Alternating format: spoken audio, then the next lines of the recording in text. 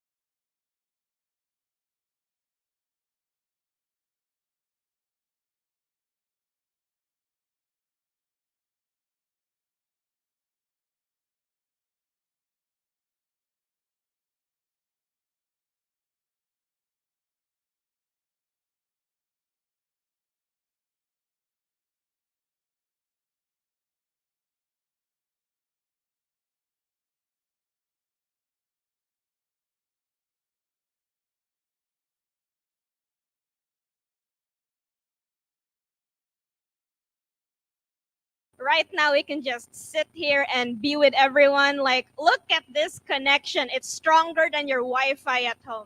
So, you know what? Since this is the first of the many events that will come, and we're going to be together face to face. Hopefully, no more viruses. No more plagues. Hopefully. So what we're going to do now is we're going to enjoy this, and we're going to see where this goes. And you're going to be part of this journey every step of the way.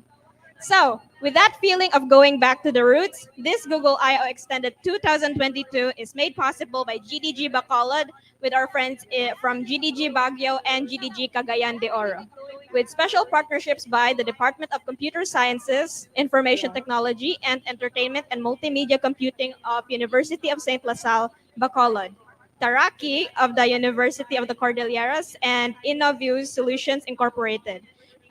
Without them, this event would not have been possible. So we would also like to extend our heartfelt gratitude towards them. And of course, this event would not be made possible without our dearest sponsor, CodeDevPH. Thank you so much for your continuous support. And without further ado, let's take a recap of what happened last May 11 to 12, 2022 at Googleplex during the Google I/O conference. Let's take a look at this, shall we? Welcome to I/O. Thank you all for joining us. It feels so good to be back. We're ecstatic to share how we're delivering new levels of simplicity and connection across the products you use every day. You're going to hear the latest on augmented reality, Android, Chrome, Flutter, Firebase, Google Cloud, and machine learning. We hope you'll see some new things that inspire you. So let's jump in. I couldn't be happier to announce the new AR Core Geospatial API on Android and iOS.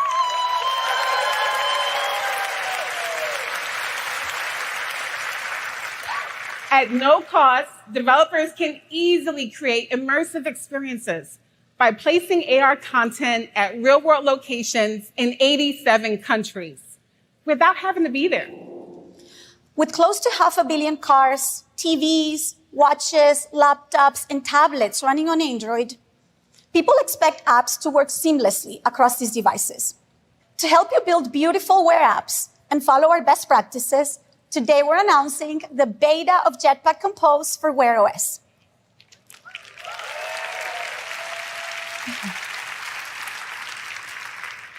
You've told us how Jetpack Compose makes it easier to build UIs. And now with Compose on Wear OS, you can bring your skills and experience to build across form factors, from the largest screens to the screen on your wrist.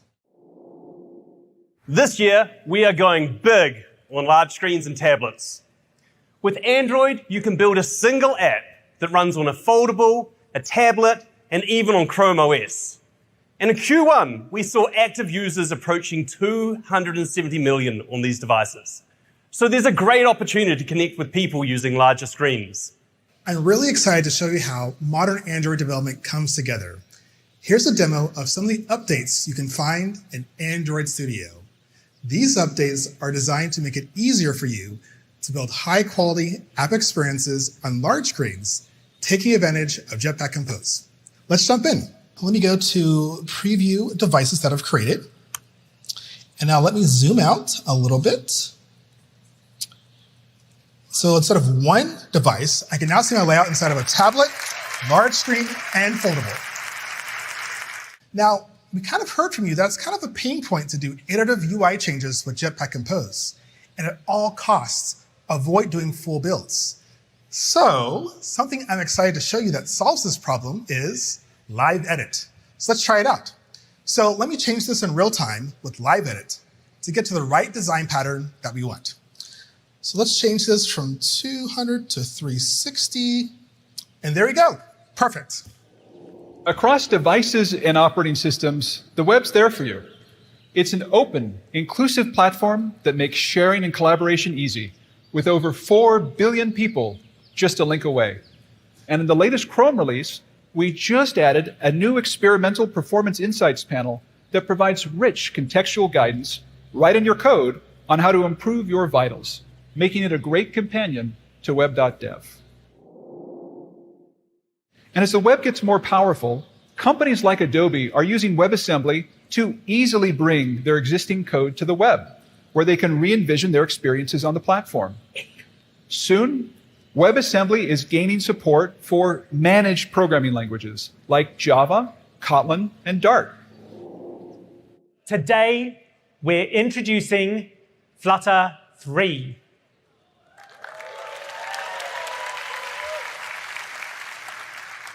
And Flutter 3 is the culmination of our journey to fill out the platform supported by Flutter. With Flutter 3, you can build high-quality, beautiful experiences for all 6 platforms from a single code base, giving you unparalleled productivity and enabling startups to bring new ideas to the full addressable market from day one. Firebase is Google's app development platform that brings together tools, technology, and backend services in one place. Now, since our launch a few years ago, we've continued to invest in making app development faster and easier so you can focus on building and growing apps people love. And that's why we're launching the new App Quality Insights window in Android Studio.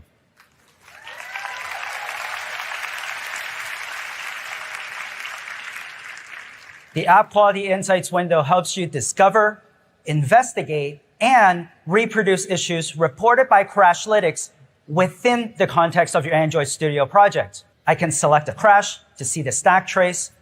And because Android Studio can easily compare this crash data with my app code, I can navigate directly to the exact lines of code that may be causing the crash. And even better, I don't need to check this window constantly. As I'm building features and working in the code editor, the IDE helps me identify potential issues by highlighting the lines of code that have appeared in crash reports so I can investigate and fix issues along the way. We love partnering with Firebase to help developers build more powerful apps, whether it's by adding backend APIs, accessing SQL databases, or executing scripts. That's because Google Cloud is a cloud built by developers for developers. This is why today we're announcing Cloud Run Jobs.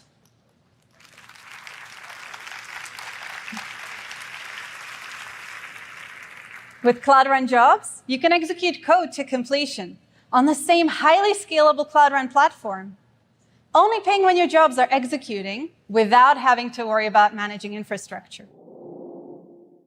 Today, we're thrilled to announce AlloyDB for PostgreSQL.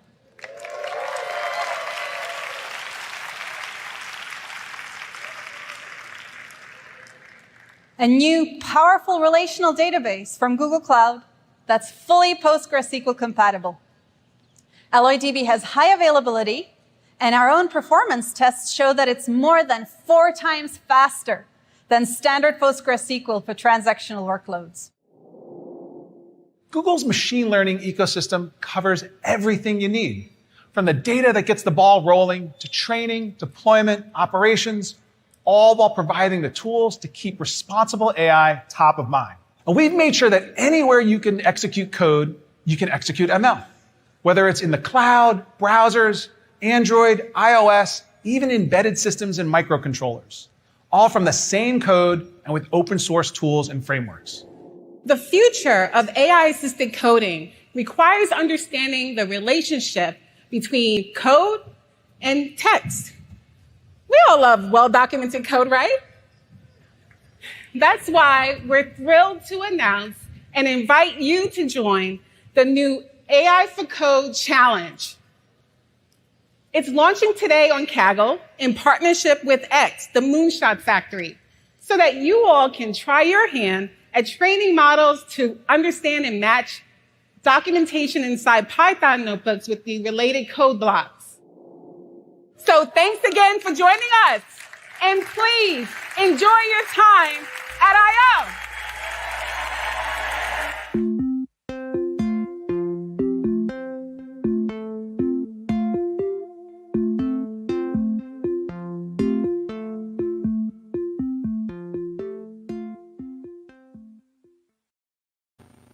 Thank you for your attention and watching the video. And I know you all are comfortable there right now, wherever you're sitting, because I mean, who wouldn't be? The air conditioning in this room is top notch. But if you want to move closer, you are especially invited to do so, because look at all these vacant seats.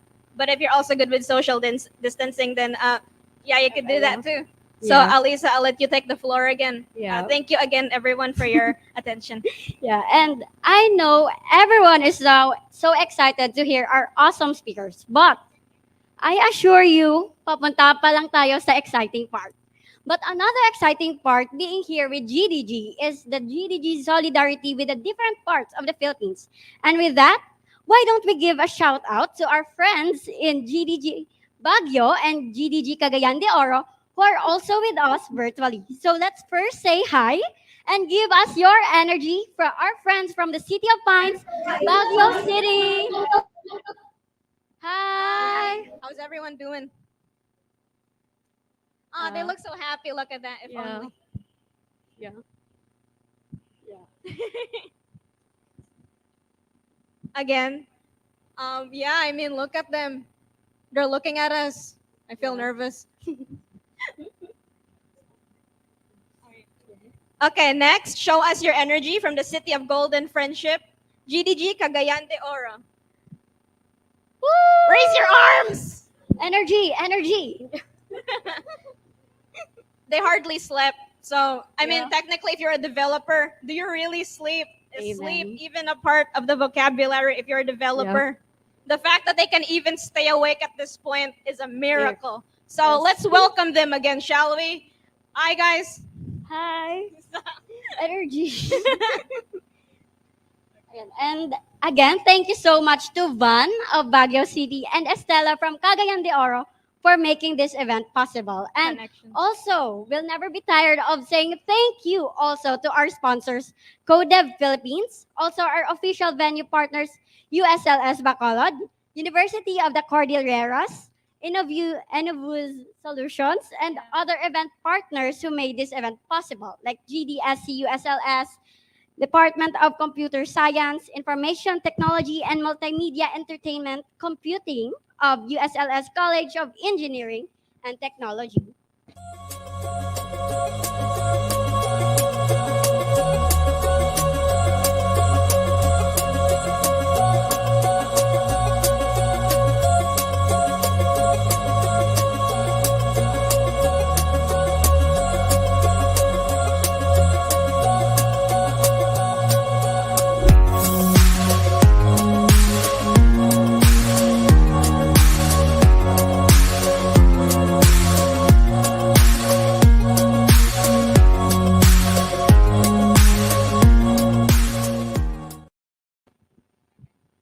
So, introducing our first speaker today, he is an electronics engineering graduate from the University of St. La Salle Bacolod, batch 2014.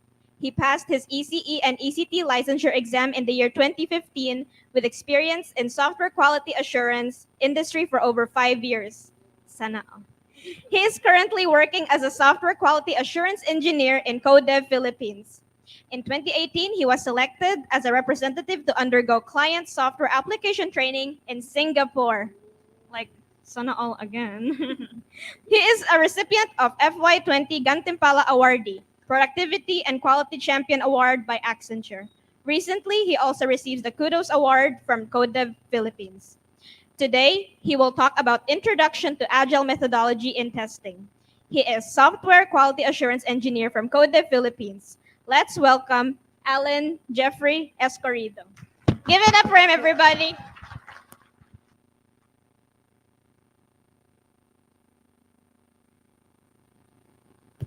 Hello.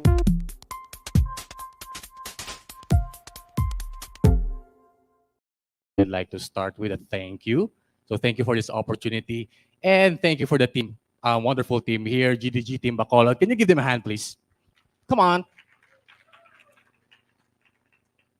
And then, of course, one of the gold sponsors, my cheering squad, and my supportive company, CodeDev Philippines. Thank you so much.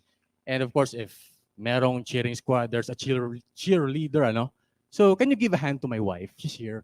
Woo! Pogi points yun, pogi points. So yeah, so it's good to start with something that's not so technical.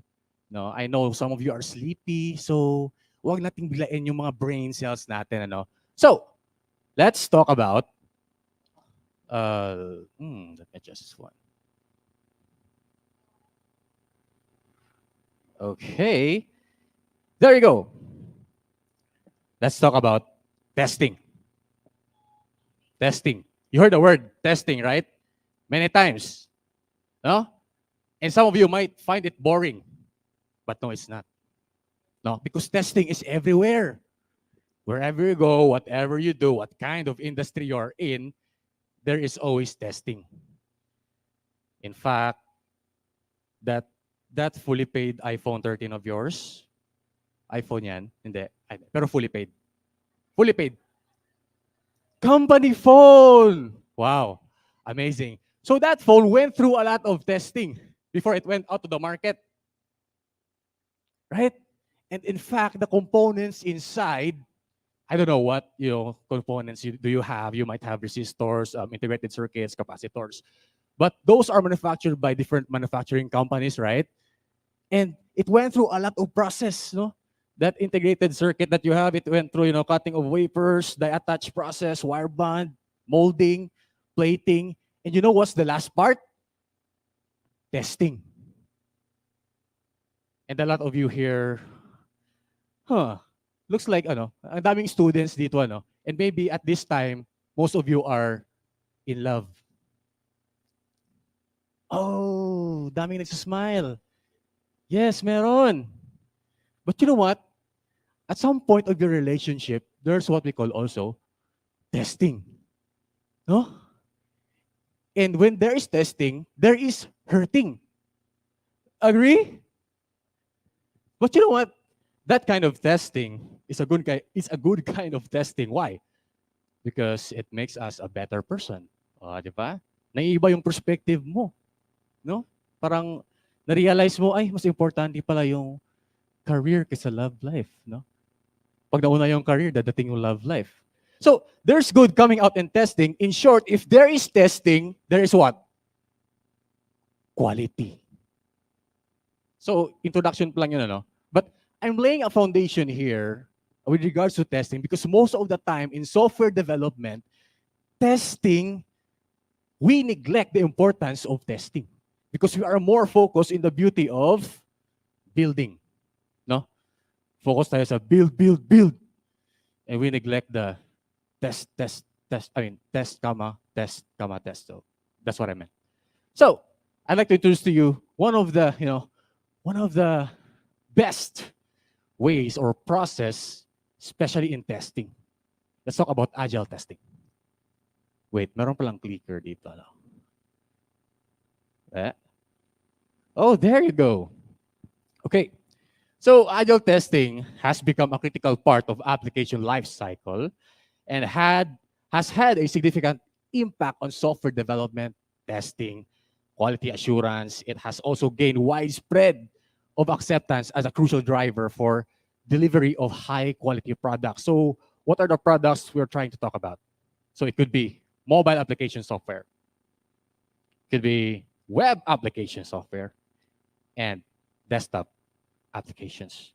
So actually, here are some of the testing we usually perform in these kinds of platforms. So we have product testing. So actually, this is just testing the specific functional requirement. You have system test, also known as system integration. Actually, this one is just like an end-to-end testing for a specific business flow. And you have your smoke test, quick test or minimal test, making sure that the app is stable after the build is deployed. And you have compatibility test. You make sure your application is working across different browsers, operating systems, and devices. And performance test. You have stability, speed, scalability, responsiveness given a workload. So how would your application react if the first 5 minutes there's a 1,000 users using, and then another 5 minutes, another 1,000, another 1,000? At what point it will break? So let's say your desired is 5,000, but 4,000 have failed na. So that's why we have what we call optimization. So the developers do that to optimize so that the performance keeps getting better. And then lastly, we have your regression testing here. So this is more of an end-to-end testing, especially for the critical parts of your application. Especially when you have your big changes or features coming up, you do your regression testing, making sure na walang nasira. No? So, and if you heard the word automation testing, they usually apply it here in regression testing. Why? Because it's mostly repetitive testing. So they apply, the automation here. So, we have tools in automation like Selenium, and it has a different, framework. And yeah, so those are the types of testing we have. But what is agile testing? Wala sa lista. So agile testing, again, is more of a process. It's more of a method. It's more of a mindset. Mindset. Okay. So here, mga char. So agile testing operates under the philosophy that continuous testing is crucial part of the development on par with coding. So in agile testing is integrated directly into the development process. Directly, hindi ka nagte-test na tapos na yung lahat, doon mo pa i-test. So while the development is ongoing, you are doing your testing. So that bugs are discovered early and as often as possible. As a result, actually, you're giving good quality. So the more you test, the more you find bugs. And the more you find bugs, of course, the more you fix those bugs, and the more you are delivering quality product to your client. Okay? So for us to understand more deeply about the agile, I want it to compare to the traditional way, which is what we call the waterfall methodology. So here's the sample timeline of a waterfall methodology. Yan. Ang cute, no? Okay naman. Walang problema. But if you notice here, it's done by phases. So you have analysis, requirements, design, and then you develop, and then you test, and then you release. So you can't move on to the next phase if you're not done with the previous phase. Right? And then you don't release anything. You don't release anything of use or value to the business until the end. So to be more realistic, here is a sample timeline that we have here. So it's an 8-month sample project. Okay? So you have here analysis, requirements, design, and then talking about testing, what the development starts, there we start our test planning. So what is test planning? It's talking about the strategy, and then you start writing your test cases. So it could be your manual test cases, or if you have your automation team, they are making their automation test scripts. Okay, but here, when you're creating your test scripts, you are basing everything in the documentation. The problem here is, if your documentation is not that perfect, if mali-mali yung documentation mo, mali-mali yung mga test cases na ginagawa mo. And what's happening here, when the test execution starts, instead of starting testing your application, nangyayari pa is meron pang effort na in-update mo yung test scripts mo, tsaka automation test scripts mo. And that eats a lot of time. And then you start testing, and then you find bugs,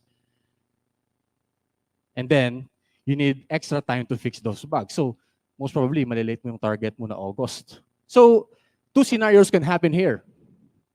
It's either you ask the client to extend the deadline, or worst case, the management will still push the deadline, but they will pressure their workers, their employees, their developers, their QAs, and they do what? Overtime. May mga tao bang gustong mag-overtime dito?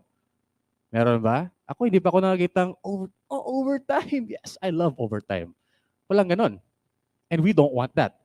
And I really want to put it this way. Ikaw, black shirt guy, what's your name?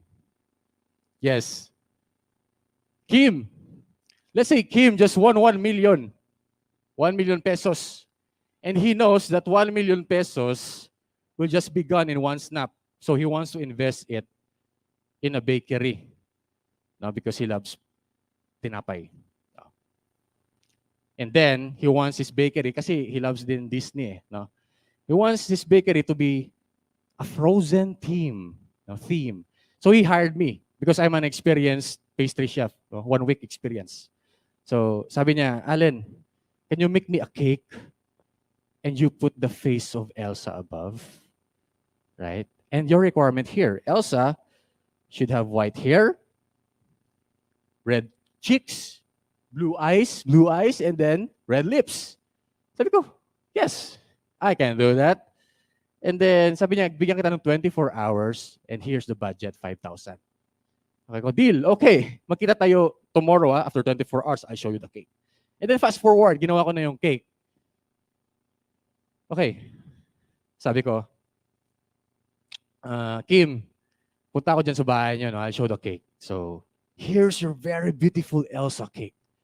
Here it is. Whoa!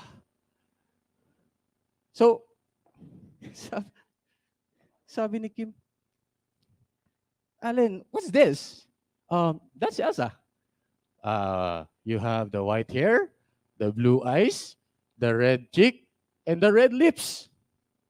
That's Elsa. But sabi, Allen, this doesn't look like Elsa eh. What? She looks like Sarah. Saraul. Saraul. Si Raul. So, sabi ko, okay, eto na lang. I'll redo the cake, but you have to give me another 12 hours and, extra budget again. So, question, do you think Kim would trust me again and let, do the revision of the cake? Do you think? No, right? So, sa point pa lang na yan, nawala na yung trust ni Kim sa akin. Okay? So, that's why, actually, this is one of the worst things that can happen in a project. I'm not saying that waterfall doesn't work. Well, it works for some projects, but this is the worst that can possibly happen. Possible siya kasi it did happen na to a lot of projects. So that's why there's Agile, and I'd like to start it with the Agile Manifesto. So here are the 4 Agile Manifesto. Individuals and interactions over processes and tools.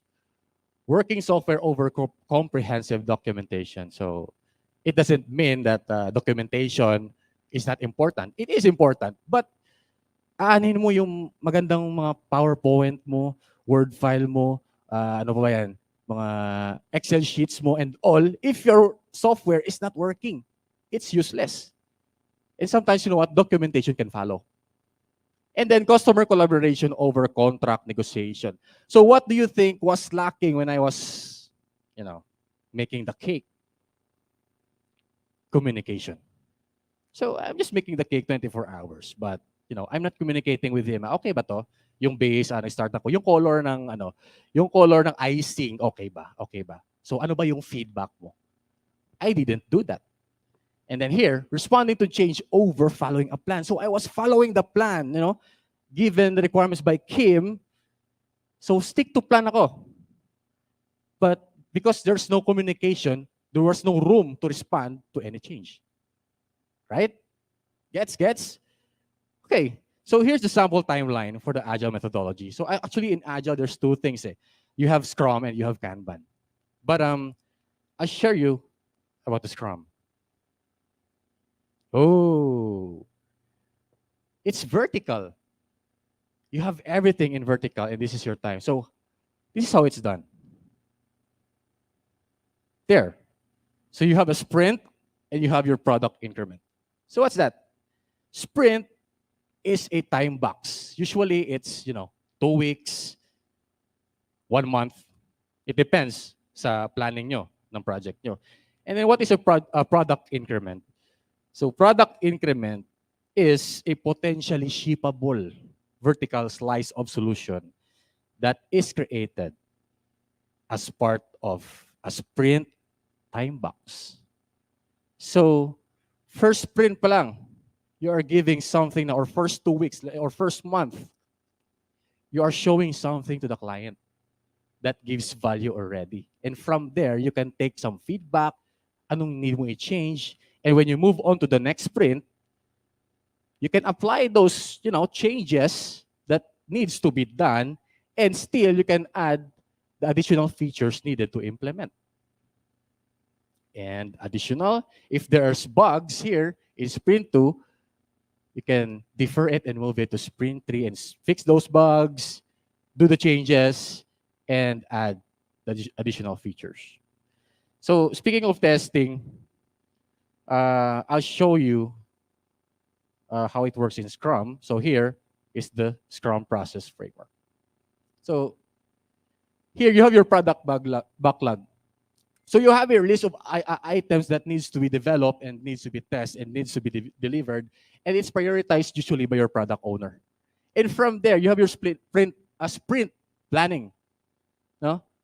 So what is sprint planning? Actually, you, the team, kayo yung nagdi-discuss what's your goal in that specific sprint. Okay? And then from there, you have now your list of items na i-commit nyo for that, let's say 2 weeks time. Oh, sorry.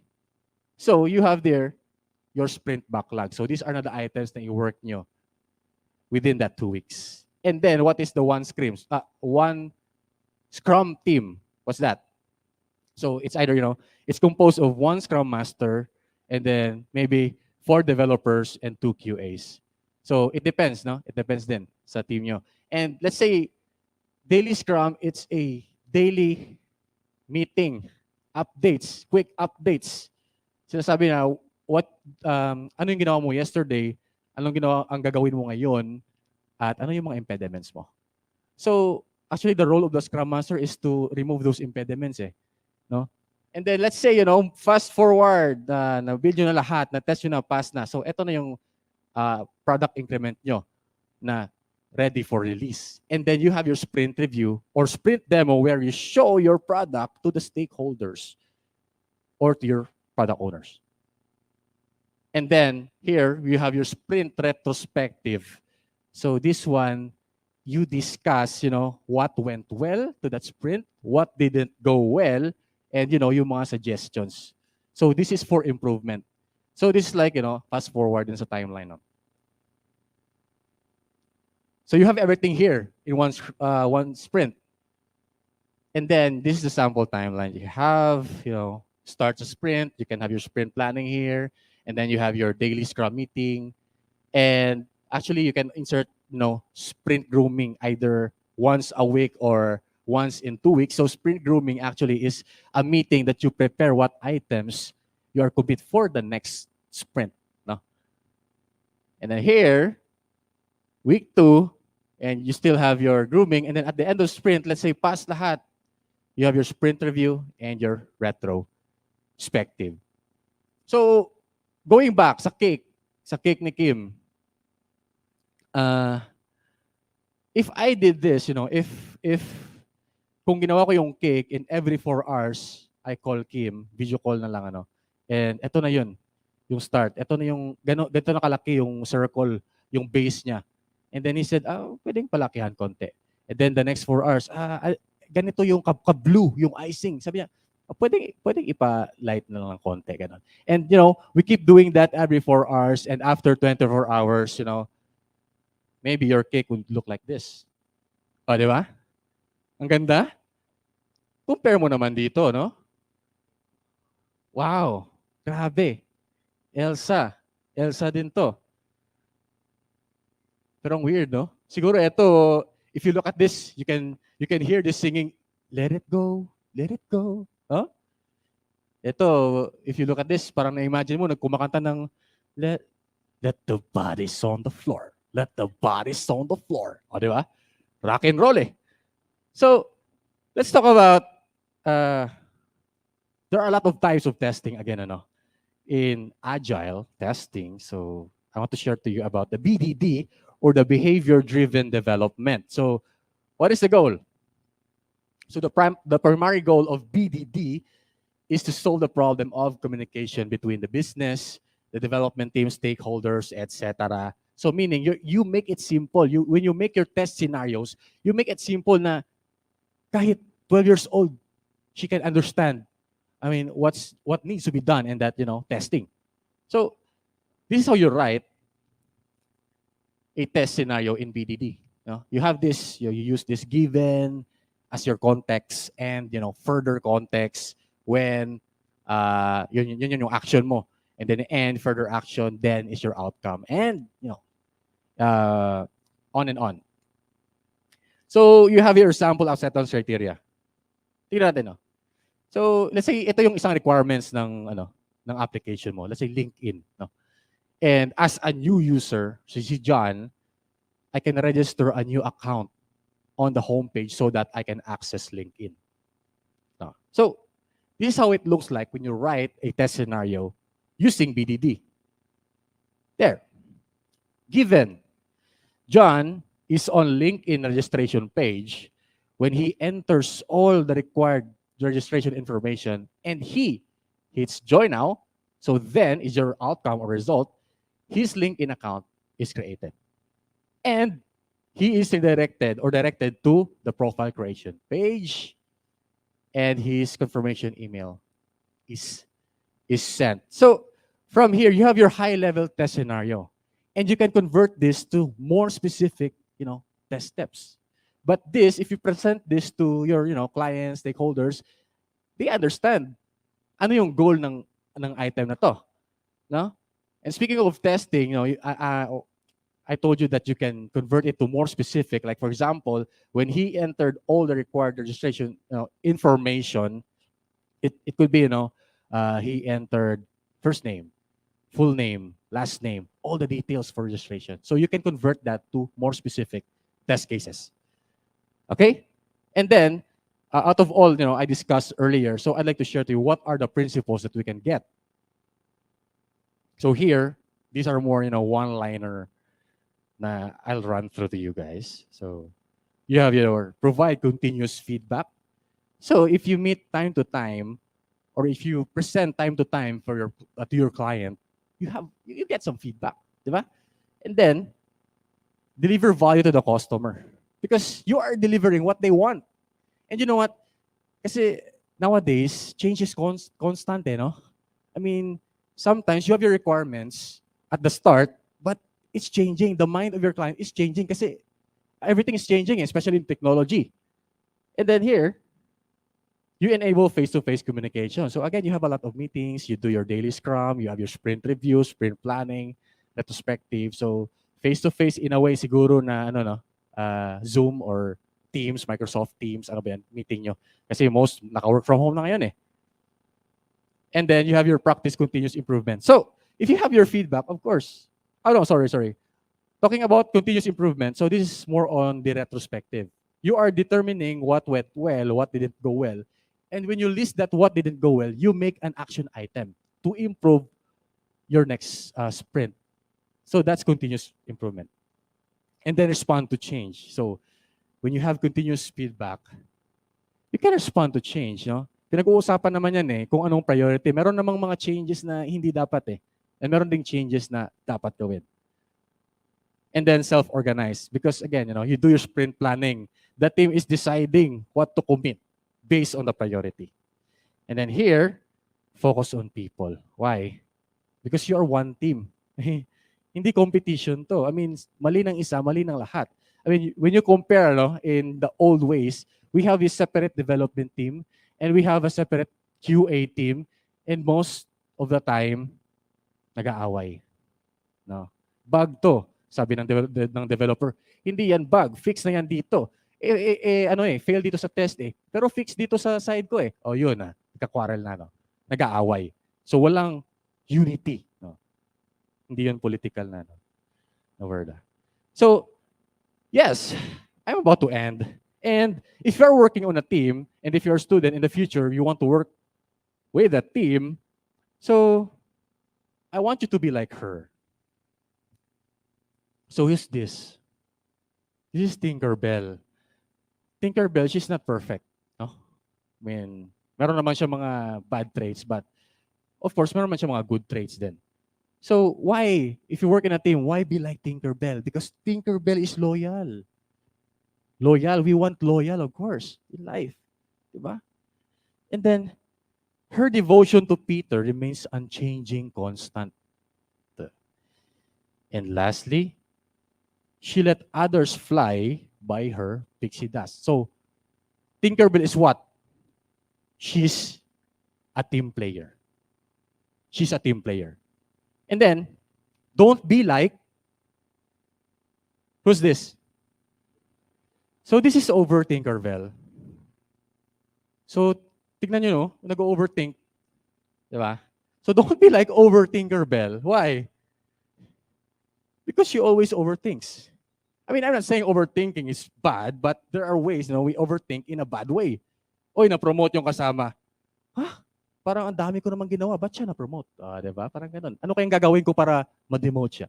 Diba? Mga ganun. Wants to fly alone. So she wants to do it on her own way. She don't want to talk to the team, no? Kasi if you work with a team, you need to be one with the team. And then lastly, what? She's PBB. What's PBB? Pabida-bida. Oh, we don't want that, right? So yes, so be like Tinkerbell, don't be like over Tinkerbell. And I thank you.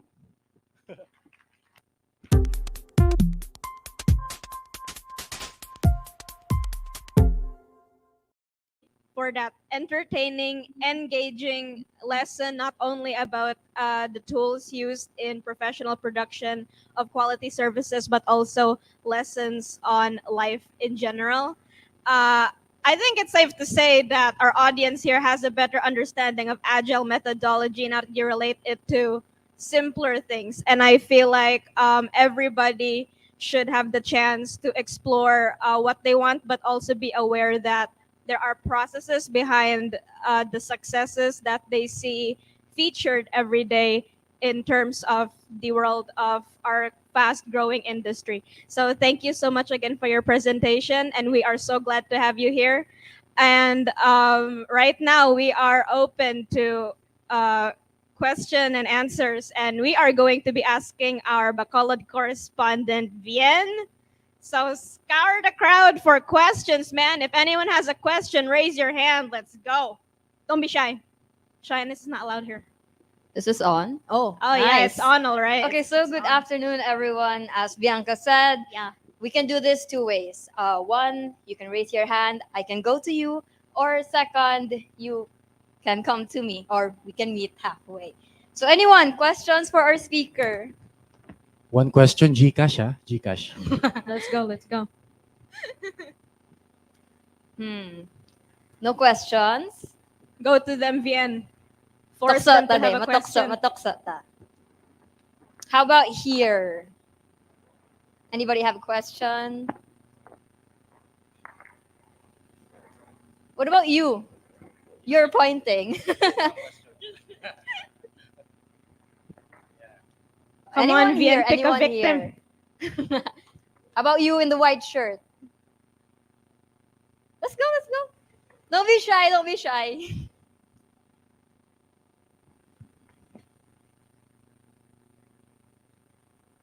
Okay, what's your name? Matthew. Okay, do you have a question for a speaker? Yes. Go ahead. So you showed us the process of the agile testing methodology, which is different from the waterfall method, as you said. But I have one question: is this sustainable for long-term projects, or it's better for sprint projects, as you said? Thank you for that question. Next, please. No, just kidding. Yes, actually, thank you for that question. It depends in your project. Before you start your project, you need to check also if agile works or not. If not, of course, use waterfall. So, what are the guidelines you need to know if you use agile or not? So, here, when it comes to long term, yes, of course, you can. It is sustainable in agile because kasi pag long term na project, ang daming changes in between eh. So it's perfect to use agile than waterfall. Why? In waterfall, you have your fixed requirement at the start. And then what happens here, if you want to have change in between, mahirap. Bakit? You have to have more approvals to change the technical design, the functional design, lahat ng design, mock-ups that you have. Maraming request of approvals. Kasi most likely din sa waterfall, they want their documentation to be perfect, right? But in long term, and assuming there are a lot of changes, you know what? Agile is perfect. It's sustainable. Did I answer your question? Thank you. So I hope Gcash, yeah. he answered your question, Matthew. Nice. Okay, so we are also getting questions from our Facebook Live through the comments if anyone there would like to ask. So how about here? Tukso. Let's see. How about you, sir? Go. What's your name? I'm sorry, the mic cord is very limited. Donnie. Hi, sir. Question. In the scenario that you have mentioned, or in QA and devs fought for if the bug is valid or not, who gets to decide for that one based on your experience? Well, that needs to be escalated in your leads. So in a project, I don't know what kind of setup you have, but if you have your test leads and dev leads, you have to escalate that because usually dito sa ground workers, palagi tayo nag-aaway, but hindi na-resolve. We need to raise that above. No, mostly, if needs a project manager, yun, i-raise mo yun. And from there, they will actually the ones to decide, is it a bug or is it not a bug? Is it need to be fixed or is it not needs to be fixed? So, communication, no? Kung need pag-meetingan nyo with your leads and everything. Kasi ang hirap din sa old waterfall, they lack communication. They just send emails, and some replies like days after. But you know what? If you set that in a meeting, you set a meeting and you talk to it through it, and you have your leads on it to see what's really the problem, and you can resolve that quickly. Did I answer that? Thank you. All right, thank you. So I'm sensing questions from Baguio. So back to you, Bianx. So, Baguio people, do you have questions? Does anyone have a question in Baguio? Van, do you have a question? I hope Van is there. She loves me.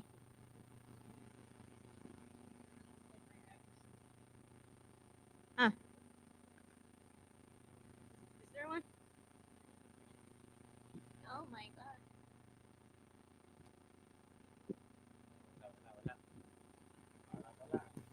Yeah, I think they're also shy, and this time they have the advantage of an entire sea. Man, my geography is also bad. Bagyo, pakigalaw ng baso. If They're you're probably listening with us, or if there's a question, you can raise it to Van, or There's just a lot of nervous Yeah. movement How among the about people. okay, there's one. I think I'm seeing one. Yeah, raising his hand. Okay, so meanwhile, Team Baguio is formulating their questions. Let's go to Team Cagayan de Oro. Are there questions from Cagayan de Oro? All right. Are we audible? Hey guys.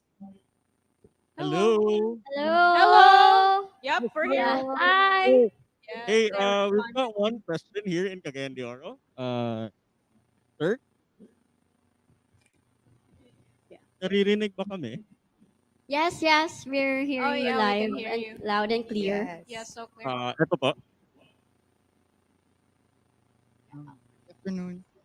The question is the difference between behavior-driven development and test-driven development.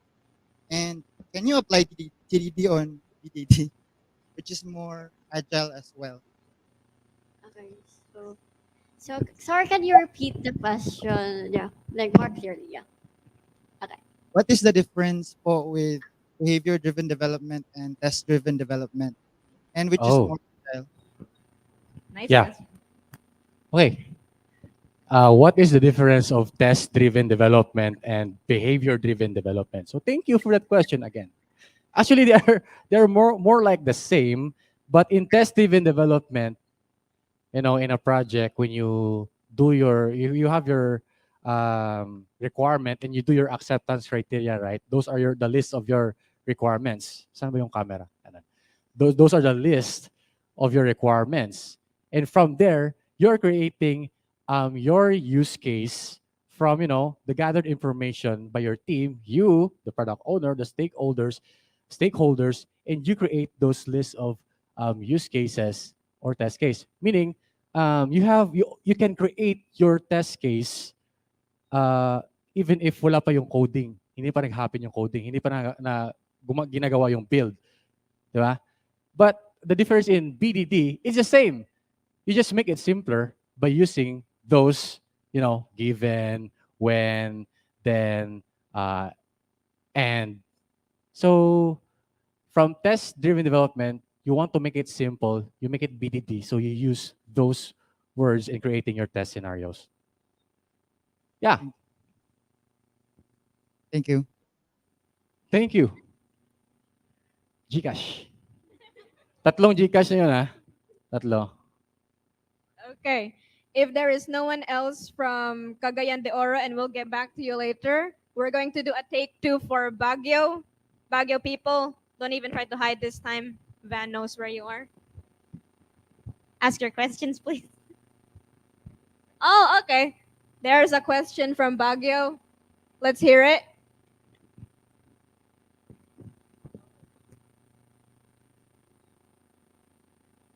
Oh no, they disappeared. They ghosted us. Oh, hello. Hello po. Hello. Can you hear me?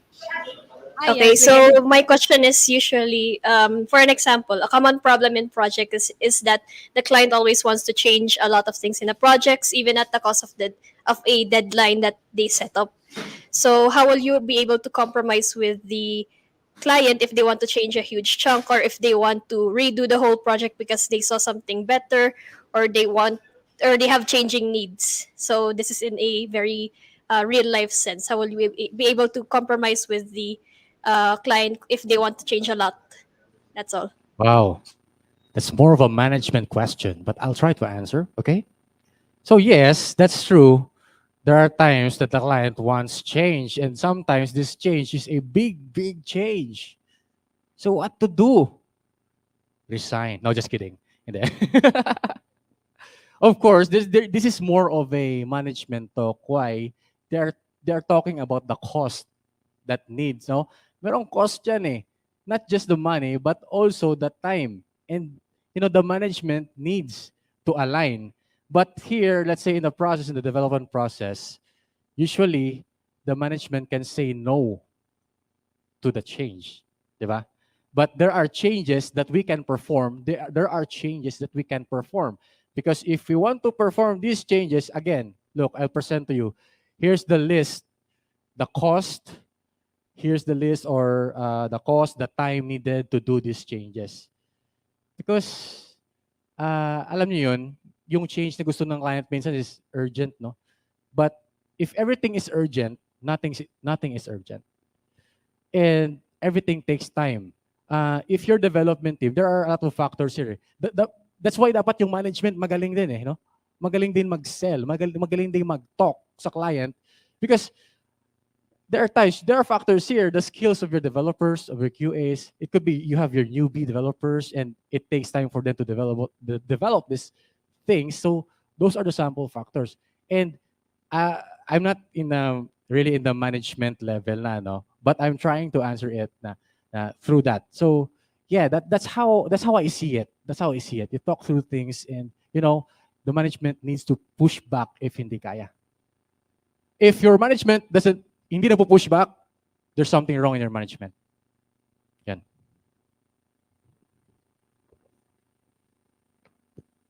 Okay, we hope that Sir Jeffrey answered your question. Girl from Baguio, thank you so much. Oh, okay, she said thank you. Yep, Thank you. her question 4 was Gcash, answered. 4 Gcash. Okay, now we're going to do a take 2 for Cagayan de Oro. Look at them, they're so. Yes, one of them perked up. Guy in the blue shirt looking real intense over there. Yeah. Is there a question? Is there a question you want to ask? Yeah. We can make eye contact at the camera all day if you want. I know you want to ask a question. No. How about here in Bacolod? Yeah. Yeah. I put him on the spot. How about here in Bacolod? My questions? Wala na. We are good to go. Okay, there's a question. So, Yan? We are good to go. Yeah. Oh.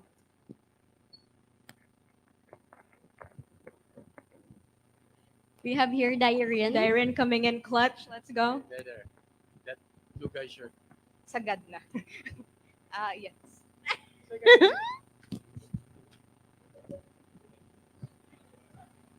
User experience. Daming question ah. Hi, good afternoon. Good afternoon. I've been in the industry also for 6 years. Regarding Yes, sa I software know you. testing.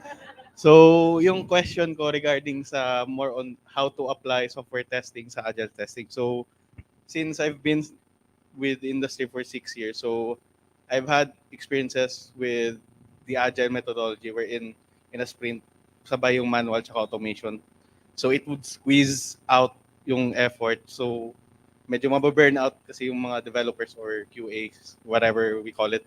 So, how would you respond that? How do we kind of like manage those kind of situations in agile testing or on the agile team or in a scrum team? So, something like that. Okay. Thank you. Next question. So your question is what's my take, no? Nasisqueeze yung manual QAs, automation QAs, no? That's a good question. Let me think. Nangyari ba sa akin to? Yes, it did. So I think Pag, kunin ko yung mic, ang hirap mag. I think it's more again on the management side. I mean, on your, you have your leads, right? You have your, hello. So you have your leads. You have your leads in manual QA maybe, or automation QA, or you have your test lead na nagmamanage ng lahat.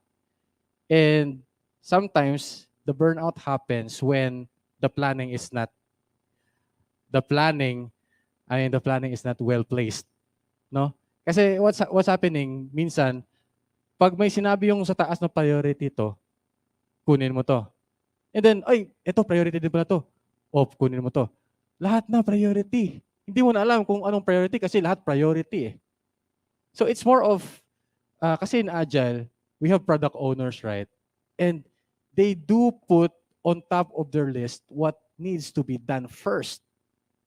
And then you discuss what are the dependencies. So in a perfect Agile environment, it should be like, kung you have your 5 items to commit for 2 weeks, that's the only items you need to commit. Right? And your Scrum Master should be your servant leader na mag-know sa management. Wait lang.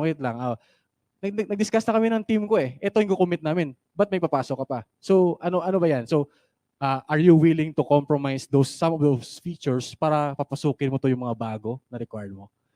So, it's more of, again, malaking tulong yung Scrum Master, if really your Scrum Master is a servant leader, kasi that's one of the definition of a Scrum Master. Servant leader ka. You protect your team. So anything wants to go through sa team, dadaan sa Scrum Master. Yung Scrum Master mo is parang lead mo yan eh. Lead mo sa isang team. Did I answer your question? Gcash? 5? Follow-up question pa? Sige nga. Yeah, thank you. Thank you so much. And thank you to everyone who asked. So just to clarify, from Bacolod, Baguio, Cagayan de Oro, if you have no questions, raise your arms. Raise your arms up because why not? Yeah, guy with the blue shirt, he's totally raising his hand. I see you. Yeah, that's right.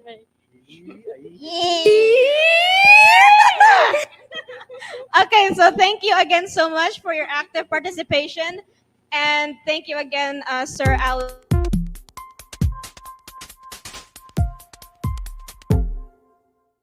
Again so much. And now I give the floor to my co-host, Alisa. So before we proceed to our next speaker, we thank our sponsor and co-presenter, Codev Philippines. And now, moving on to our next amazing speaker. He is a community lead of PWA Pilipinas, a community for progressive web app makers and users. He's also a cloud engineer at Santi AI. Today, he will talk about making the most of PWA install. Let's give a welcoming applause to Andresito De Guzman.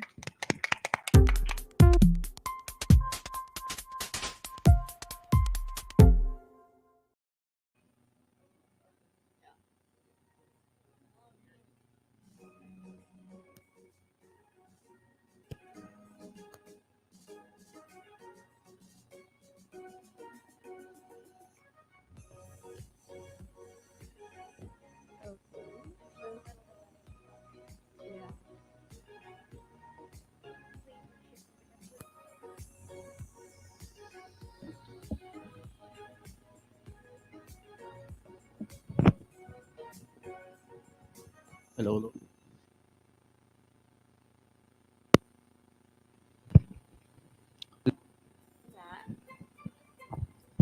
Hello. Ayun, okay. Okay, so hi everyone. I'm Andresito De Guzman, Committee Lead for PWA Pilipinas. Okay. First, sino na dito naka-experience na manood sa YouTube sa desktop? Raise your hand. Yan, dami. And then suddenly, biglang nawalan ng internet. Nakita niyo na ba to before? Yes. Yan. So, if you get to experience it, then most likely, naka-experience na kayo ng isang progressive web app?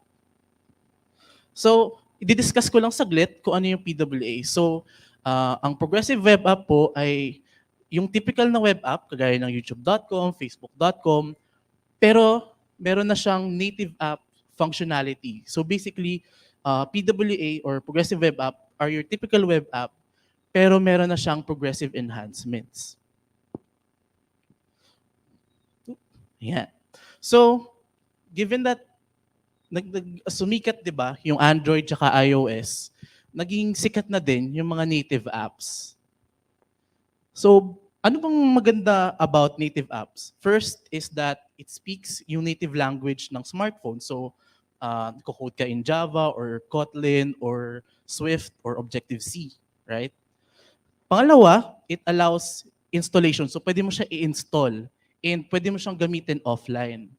Tapos pangatlo, 'di ba? Engaging siya tsaka powerful kasi yun nga, mas may hawak siya sa bare metal ng phone, 'di ba? So pwede mo i-access yung camera, yung mga sensors, kaya napaka-powerful niya. And pang-apat, it's typically what's available on app stores, right? Okay. On the other hand naman, yung web din is equally rising din through the years, 'di ba? So sumikat yung Facebook, 'di ba? Yung Facebook games before. Yan. Tapos sumikat din yung mga libraries na ginagamit natin like jQuery, tapos ngayon React, right? So bakit maganda din yung web apps? First is familiar siya, 'di ba? Kasi pag kunwari kanina mo sabihin, buksan mo lang www.google.com. Alam na nila kung ano 'yun. Tapos pangalawa, it works everywhere, 'di ba? So kung may phone ka, kung may tablet ka, kung may smart fridge ka or kung ano man, basta may browser siya, pwede mong buksan yung web app na 'yun.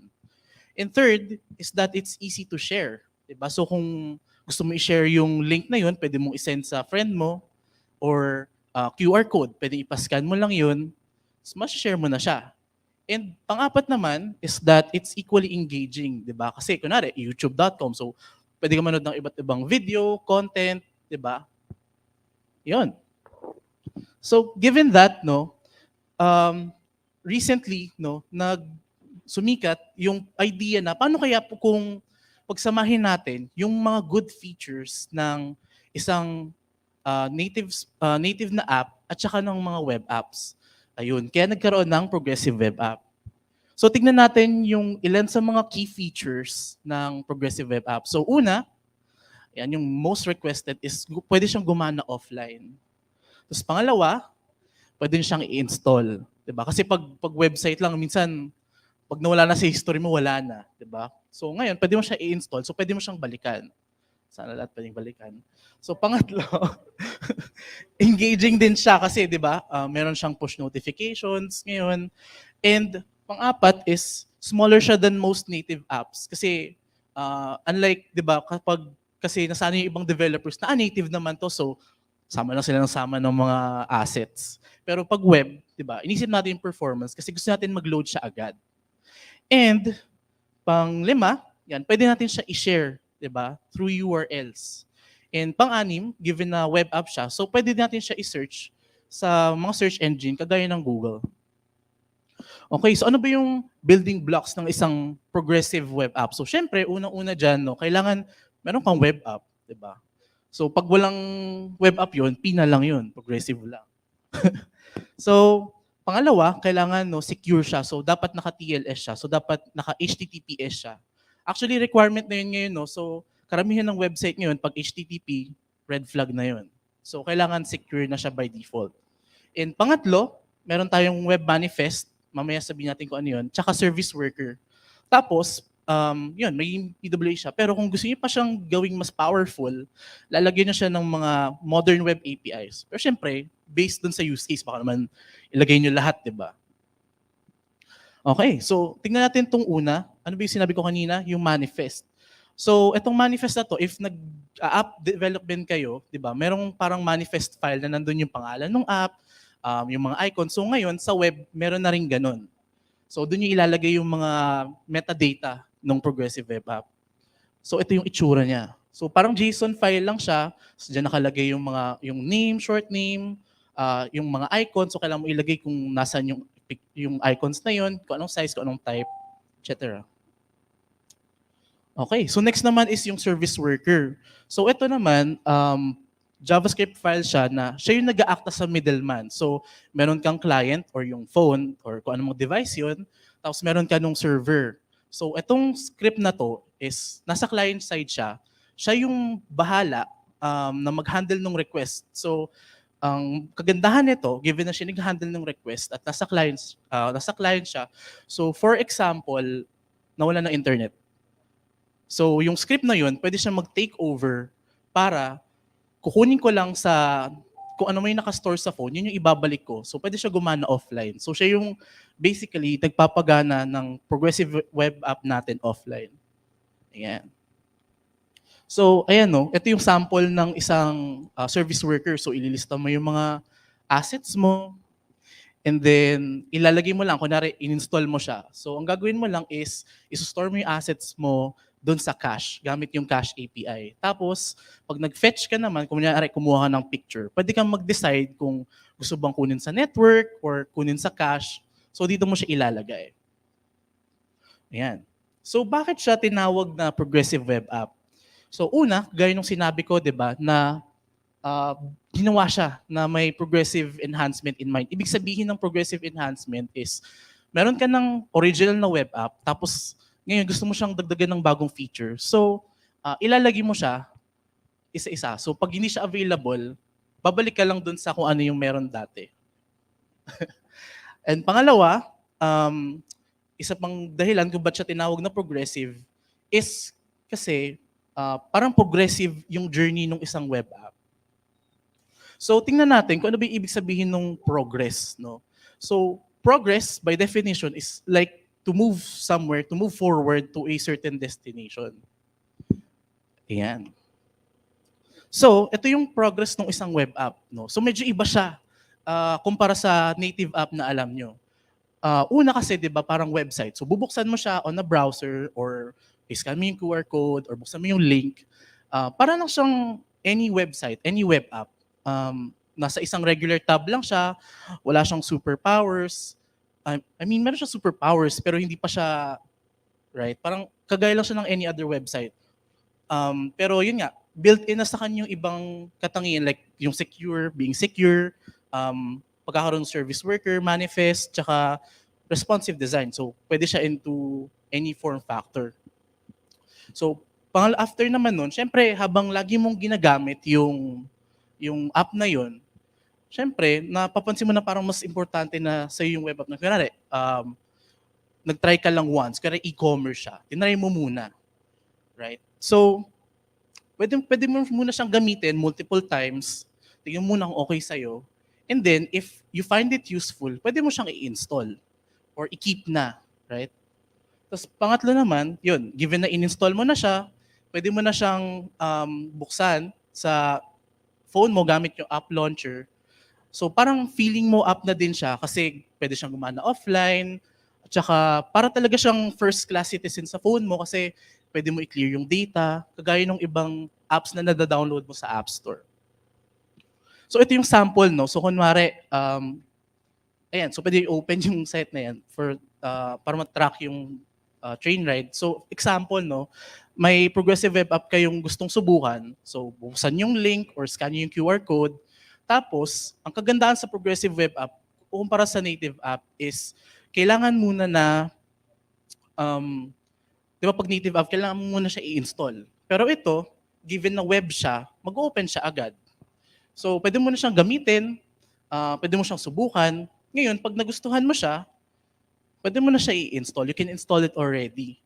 So, you can add it to your home screen. And then after that, no, para na siyang kagaya nung any other app na meron ka. So, pwede mo siyang hanapin sa home screen.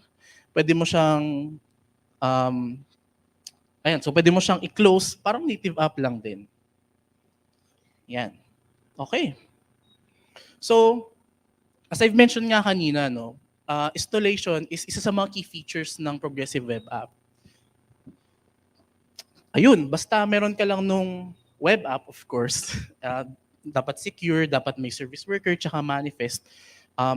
Magiging progressive web app na siya and madedetect na siya ng browser ninyo na pwede siya i-install. So magpapakita siya ng prompt na ganyan. Kunwari ito, sa PWA Pilipinas na app, pag inopen mo siya, pwede mo siyang i-keep if gusto mo siyang i-keep. Ayan. So may lilitaw lang na pwede mo siya i-install. So ayan, pwede siyang i-install sa mobile and pwede din siya sa desktop. So kung gusto mo siya i-keep sa desktop mo, pwede din. Diba? So this is what you get pag pinagsama mo yung pagiging ubiquitous ng isang web app at saka yung pagiging installable ng isang native app. So, diba? Combine siya. Okay. So, hindi tayo natapos doon, no? So, since hindi naman naka-tie up sa isang app store, yung isang progressive web app, pwede natin siya i-customize para mabago natin or ma-integrate natin sa user journey nung isang PWA yung installation. So, ang kagandahan nito is, yun nga, first, no, pwede mong piliin kung kailan mo gustong sabihin sa user mo kung kailan nila gusto i-install yung app na yun. So, pangalawa, pwede kang mag-add ng instructions tsaka ibang details para alam naman ng user mo kung ano yung mangyayari pag in-install niya yung progressive web app mo. And then yung pangatlo, pwede kang mag-collect ng insight. Kunwari, in-install niya. So, pwede mong i-gamitin yun as parang metric or KPI on how successful yung app mo. Ayan. So, ito yung sample, no?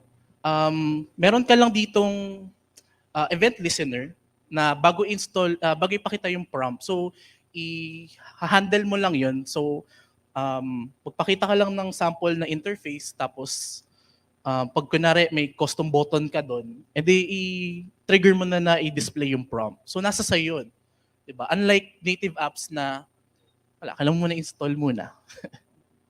Okay, so, this means na kagaya sabi ko nga, pwede mo siya i-incorporate sa user journey mo pag dinedesign mo yung PWA. So ito yung ilan sa mga samples, no, kung kailan mo siya pwedeng ipakita. So first is sign up, sign in, or sign out flow. Pwede mo ipakita yung install button.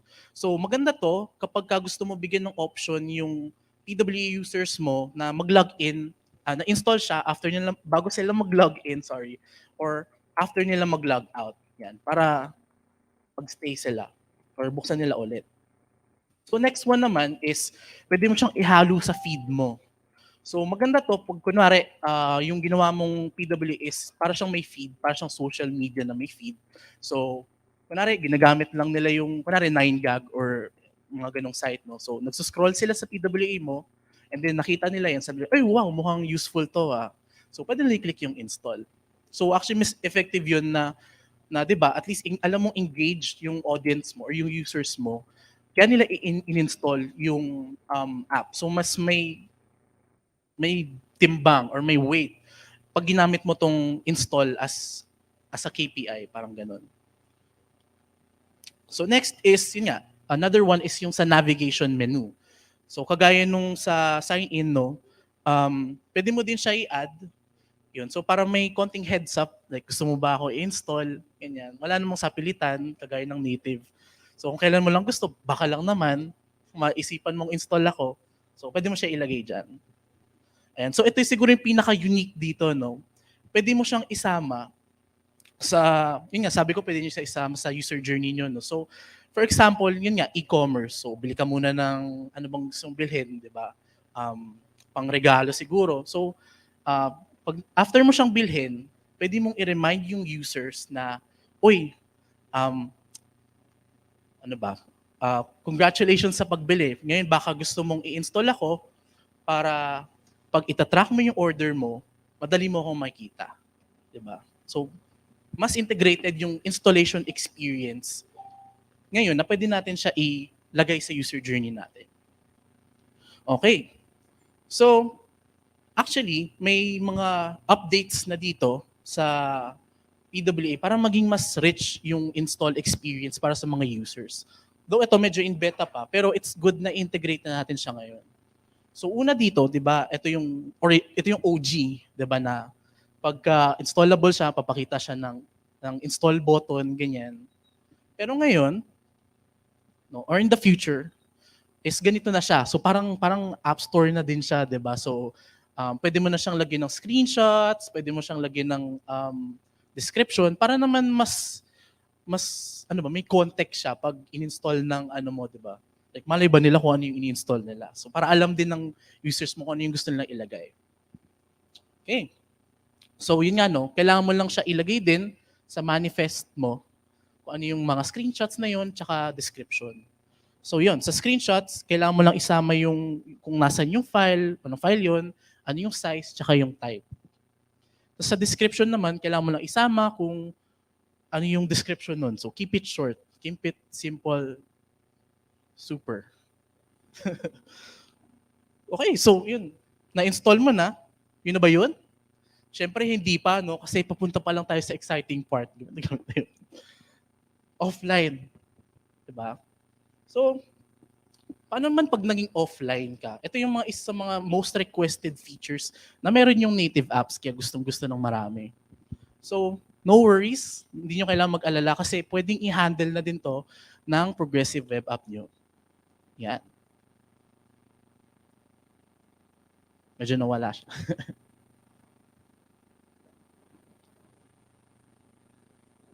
Okay, so yun, no? So kagaya nung sinabi ko kanina, habang hinahanap pa natin yung slide, pwede i-handle ng progressive web app niyo yung offline scenarios. Ang kagandahan dito is, yun nga, kunwari in-scan nila, in-install mo, afterwards nun, pwede na nila gamitin yun offline.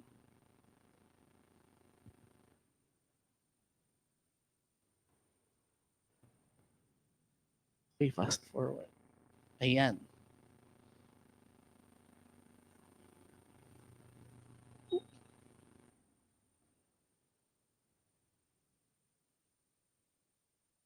Wala. Na-offline siya.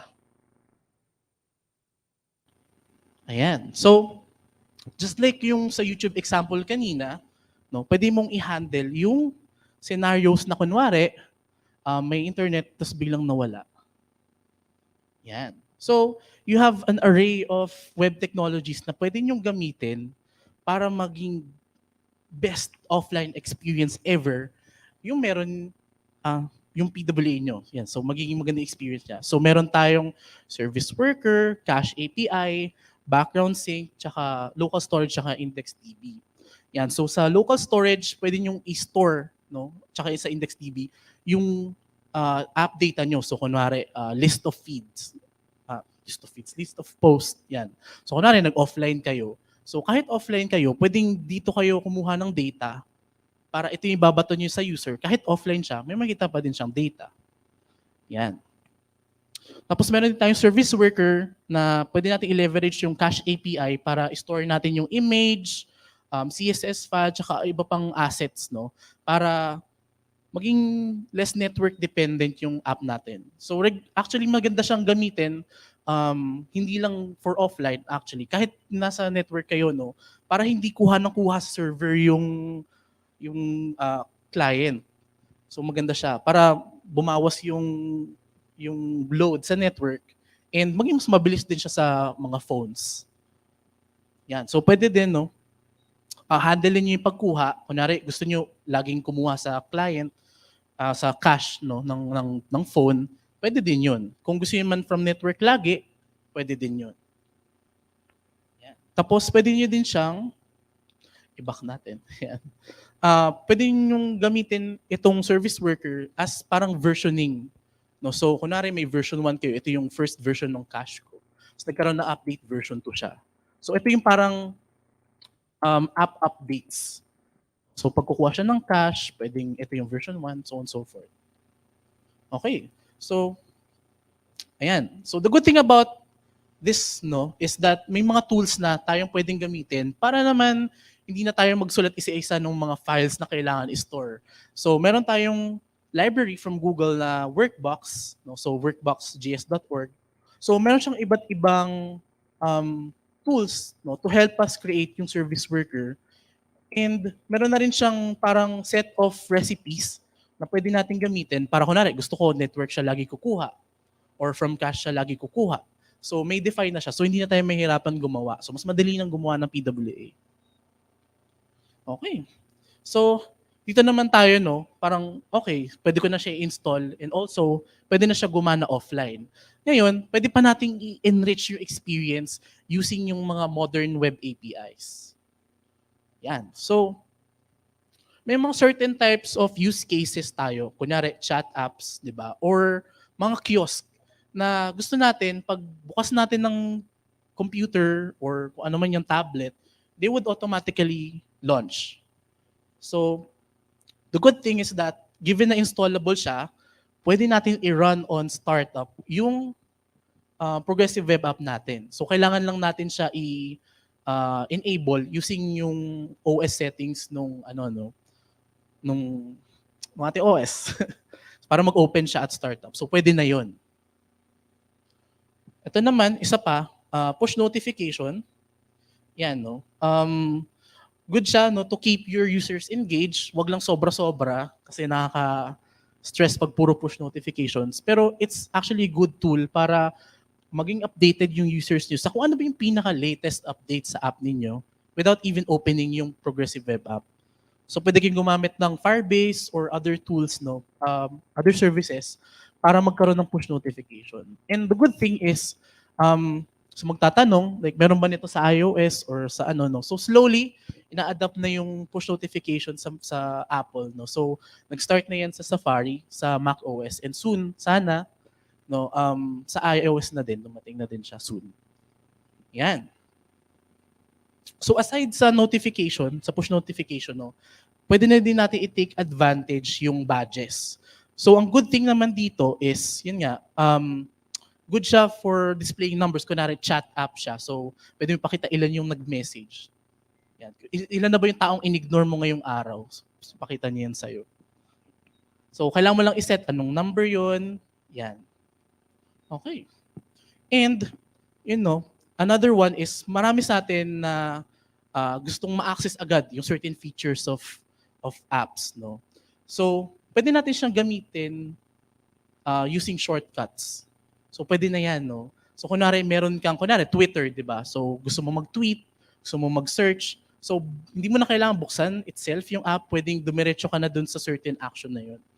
So, ang kailangan mo lang gawin is to add dun sa manifest file mo yung list of actions na gusto mo. Kung anong URL yun, kunwari, gusto mo magbukas ng pang-tweet. So, /tweet, ganyan. So, yun yung mag-open. Ilalagay mo lang yung icon, yung title, etc. So, yun yung ilalagay mo. Yun. So lastly, we are social beings. So ang hilig natin mag-share ng ano ba yung latest movie, ano ba yung mga latest songs, mga latest personality quiz. So, yan, no, meron tayong web share na pwede nating integrate sa progressive web apps natin, 'di ba? Although meron ng ganito dati sa web, 'di ba? Pero kailangan mo pa mag-integrate ng mga third-party services just to make it easy.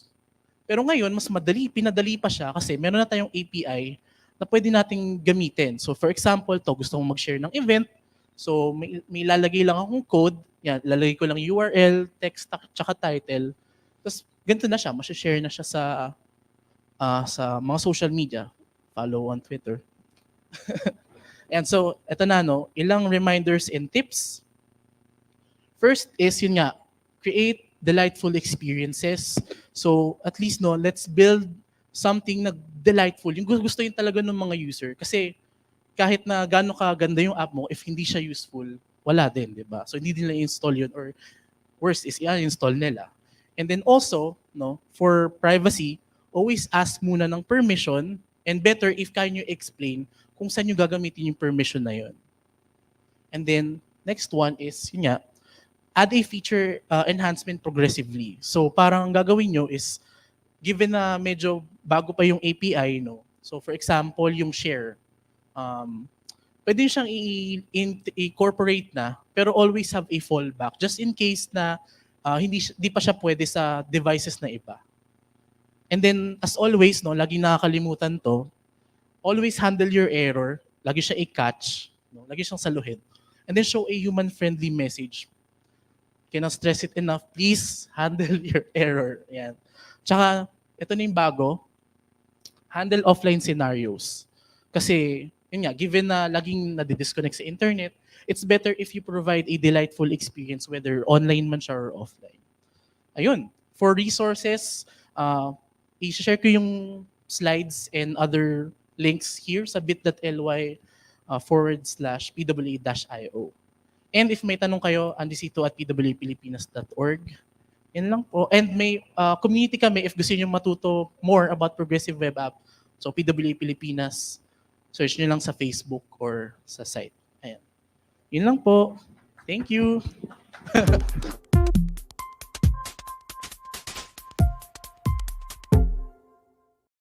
Now, before we start the Q&A, we just like to check to our team Baguio because they experienced earlier an aftershock. So, vibe check, are you okay there? Buhay team pa ba Baguio? tayo? Yeah. Are you okay? They're developers. They have to be alive. There's a Yeah. deadline coming up. Okay, so Oh, okay. So, a little bit of an interesting fact about our speaker right now. He was actually a graduate of BS biology, but he shifted to development through the GDG. So that's actually very lit. That's lit. Wow. Yeah. OG. yeah. So their camera though.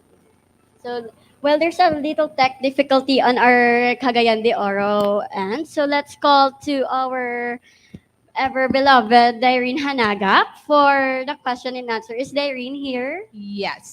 So, Yes. sino may tanong?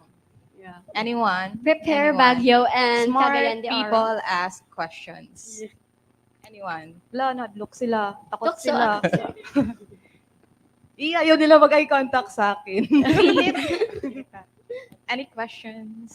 So, okay, there's one in others two in Cagayan de Oro. So, well, Bacolod is for here na.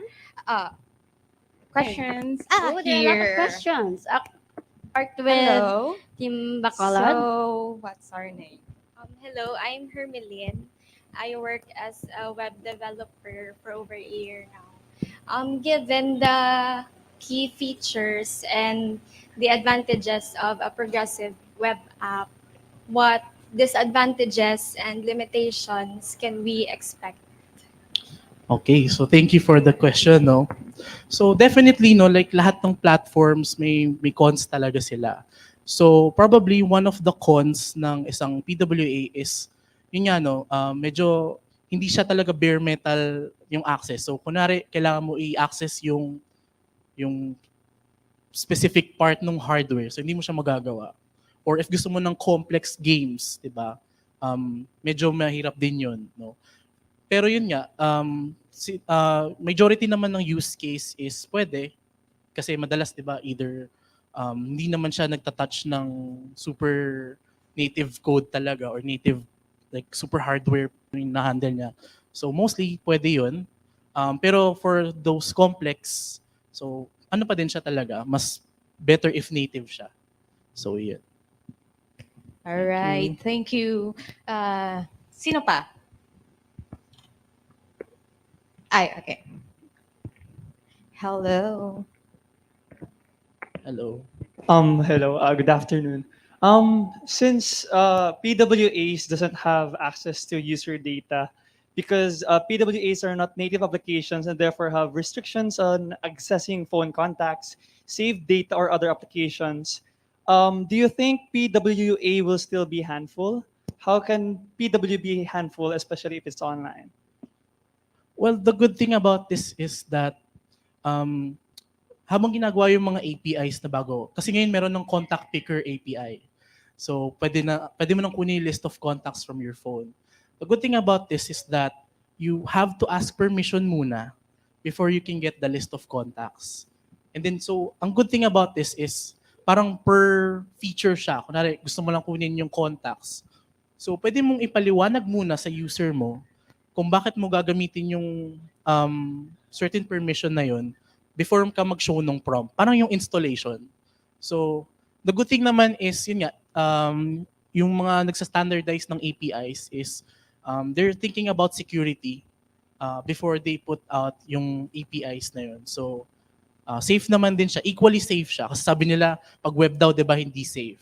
Pero, I believe na it's safe naman as long as you communicate clearly ano yung gagawin mo sa data and siguro alam din ng mga gumagamit kung ano ba yung, di ba, ano yung potential risk if nag-allow sila nung certain action. Ganun din naman sa native, di ba? Pag nag-share ka ng, like, nililista yun, di ba, before ka mag-install, parang may lilitaw, ito yung masya-share. So, parang same lang sila actually. So, yun. Alright, thank you so much. I think good na kami dito. Back to you, Banks. Oh my God, it's me.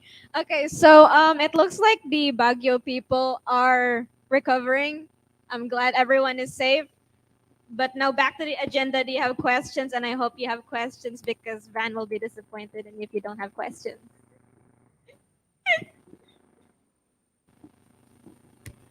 Um, Yeah, yeah. Ah, yes, we can hear you. Hello. Hello. yeah, so my question is that this PWA the application won't is not in the App Store, right? So I think that's a big hit in discoverability of the application. So is there any like plan in the future to add these apps in the App Store? Okay. So I'm gonna answer that. So thank you for asking that. Actually, you can bring your PWAs to the different stores, no? So as a matter of fact, PWA Pilipinas na PWA, ang weird. PWA Pilipinas na app is a PWA pero nakapublish siya sa Play Store and the Microsoft Store. So the good thing is, no, Microsoft gumawa sila ng tool, no? So you can easily create packages using yung PWA mo, so you can easily distribute it to different stores. So if gusto mo i-take to the next level yung PWA mo, so pwede ka mag-generate ng package and then ilalagay mo na lang siya sa stores. So ganyan yung ginawa namin. So gumawa muna kami ng awesome na PWA, tapos nag-generate lang kami ng packages, nilagay namin sa store. So yun yung kagandahan nun, no? And sabi nila hindi daw siya pwede sa app stores, like Apple App Store. Ang sinasabi lang naman doon is, huwag kayong magsasubmit ng websites. Mag-submit kayo ng web apps. Yan. So ma-accept naman siya sa Apple App Store, pero apps yung isubmit nyo, wag websites. Yun. So PWA Builder yung pangalan ng tool. So if gusto nyo i-try or makita kung paano gumawa ng packages for different stores using yung PWA nyo, PWA Builder po. Yan. Thank you. Yeah, okay, salamat po. Additional question po. Yung tong PWA kasi is like bago, di ba? So is there any like compatibility issues po sa mga older devices? So yun naman, no, kaya natin pinopromote to progressively enhance yung web apps mo. Yan, to sabi ko nga, always have fallback. Kasi yun nga, meron talagang older devices, no? Pero luckily, wala nang IE. So, mas evergreen na yung mga browsers. So, ibig sabihin, lagi na silang ina-update. So, hopefully, in the near future, no, parang wala nang masyadong maiiwan na devices. Pero for now, it's a safe bet na have a fallback. Like, kunwari, hindi gumana yung share, they try to look for a workaround muna. And then, parang pag hindi na supported yung browser na yun and supported, kumbaga supported na siya everywhere, edi tsaka mo na lang i-drop yung support dun sa fallback na yun. So, yun. Thank you. Thank you so much, Team Baguio. Are there any questions? If not, is Cagayan de Oro team ready for questions? Yes. Are you ready? Yeah. Okay. They're pointing fingers. Okay, so let's wait for them. Okay. Now here's our first to give the question. Okay, so hello. Hello. Hello. We can see you now. Yeah. Yeah, we Okay. My question is, I'm just curious about what tech stack you use in building web PWAs, like, and the best frameworks. Like, is it Vue, Vue.js, or React, or Angular? Yes. So. Okay, so thank you. Yun nga, no, the beauty of PWA, it's web, 'di ba? Ang dami-daming frameworks, kada Halos kada linggo yata may bago na namang framework. So, the good thing is kung saan ka comfortable. If you're comfortable working with React, pwede siya. If comfortable ka with Angular, with Vue, kung ano mang mga tools na ginagamit mo ngayon as web developers, diba? Pwede mo siyang gamitin to make PWA. So, you just need to add yung mga additionals like yung service worker, yung manifest. So, the good thing about it is that, diba, parang alam mo na kung paano gumawa ng web app eh. So, ito na lang, konti na yung kailangan mo idagdag sa knowledge mo. So, kumbaga kung saan ka comfortable na framework, pwede mo siyang gamitin. So, yun. Thank you. Okay, so let's go back. Are there questions? Okay, we have our second question in Cagayan de Oro. Okay, take it away. Good afternoon. I'm just curious how to create progressive web apps with Python web frameworks like Django or Flask. Curious na ako kasi JavaScript usually yung like React. But can you do it in Python like Django? Can you repeat the question? Can you please repeat the question? Sorry. Yeah. Can you create progressive web apps with Python web frameworks like Django or Flask, and how? I think the question is, are there any frameworks in the past? And yeah, is that it? Or can you speak a little louder and clearer? Hello? Yeah. Hello, Yan. Yeah. Sorry. Thank you. I'm just curious kasi JavaScript usually yung ginagamit. But can you create progressive web apps with Python web frameworks like Django or Flask, and how do you do it? Okay, so it's like, I believe you can write naman, no? The thing about yung misconception, misconception about PWAs is lagi siyang parang SPA. Kung alam mo yung SPA, single page application, na kailangan lahat nasa client. Hindi naman necessary. Actually, pwede yung mga server-side rendered na web apps nyo, like kunwari, Django or Drupal or Joomla, kung anong gamit nyo from before, WordPress. Pwede siyang gawing PWA. Basta yun nga, kailangan niya lang na responsive siya, kailangan may service worker, tsaka manifest. Actually, alam ko sa WordPress, meron yatang parang extension or something na pwedeng mo siyang install, may PWA na siya. So, yun. Parang it's more of kung ano yung saan ka comfortable, as long as parang web pa din siya. So, lagyan mo lang siya ng mga necessary things to add. Yan, may PWA siya. Yan. Thank you. Thank you so much. So, are there no questions yet for Baguio? And okay, so hands up, Baguio. If there are no questions, You know the drill. Hands up. Okay, so I think they have no questions. So thank you so much, Sir Andre, for that amazing talk about making the most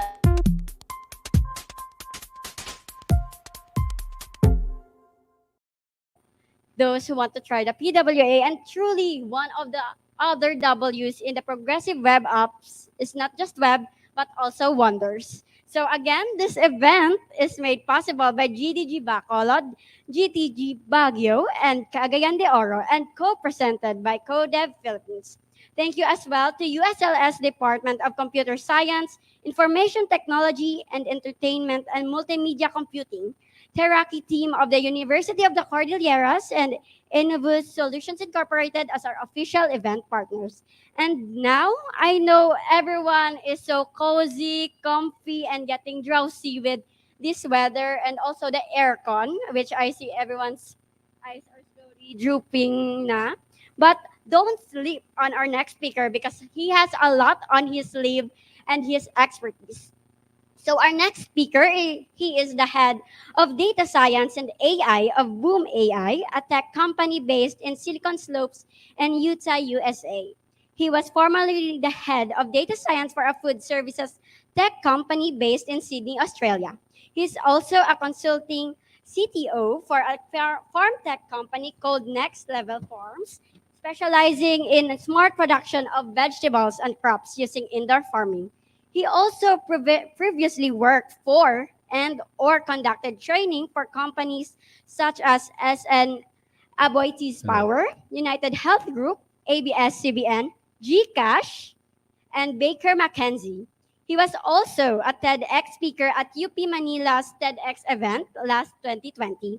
He also graduated with honors from the National Institute of Physics, physics, with a Bachelor of Science in Applied Physics, majoring in instrumentation physics. He also studied in the program in data, mathematics, analysis, computation, and theory in Brigham Young University at Provo, Utah. He also recently got certified by Harvard University for their computer science course on Introduction to Artificial Intelligence with Python and recently got certified for Google Analytics by Google. He will talk about contact center AI, removing the human element in the customer service industry. Join me in welcoming our third speaker, Xavier Fosfos.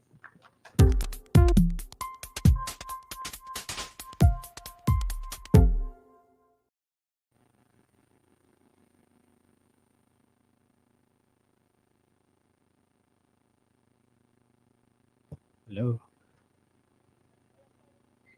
Pwede ba ako?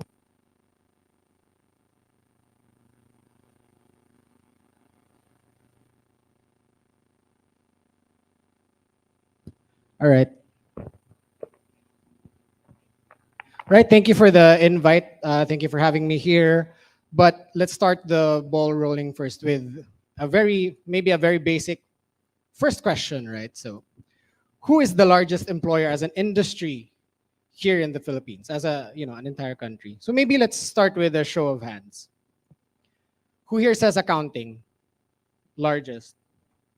Who here says nursing, medical? Largest employer? No. Who here says engineering? Right. Who here says hospitality? Who here says legal, political?